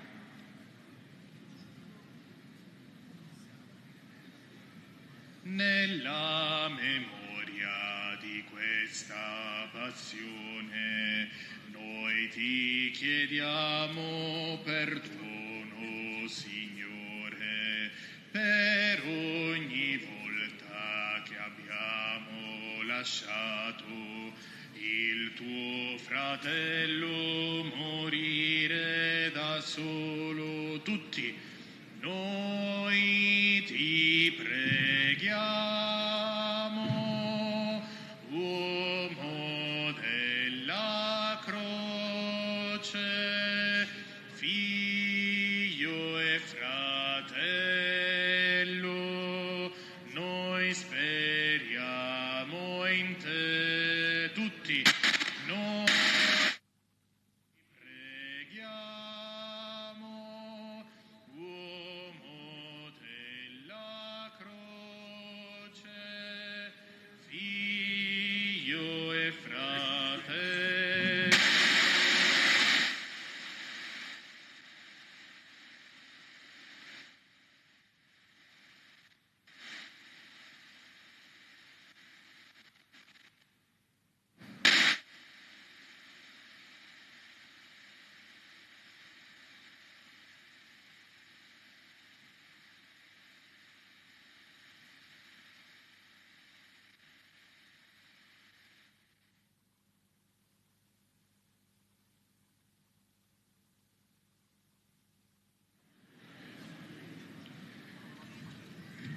Nella memoria di questa tua morte, noi ti chiediamo coraggio, Signore, per ogni volta che il dono d'amore ci chiederà di soffrire da soli. Insieme noi ti preghiamo, uomo della croce, figlio e fratello, noi speriamo in te. Noi ti preghiamo, uomo della croce, figlio e fratello, noi speriamo in te. Ci prepariamo a percorrere le strade della nostra città con Gesù morto e l'addolorata. Porteremo i dolori, le sofferenze, le angosce, tutte le realtà di morte, chiedendo a Gesù di portarle con sé nella tomba e permettere di risorgere con Lui domani sera nella notte di Pasqua. Il Venerdì Santo non è altro che il prologo di quello che avverrà domani notte. Alle 23 ci riconvocheremo in assemblea liturgica per celebrare la risurrezione del Signore. Maria, donna del sabato, donna della speranza, che ha creduto alle promesse del Signore, sarà la prima tra le testimoni della risurrezione e noi con lei, celebrando la risurrezione di Cristo, risorgeremo con Lui.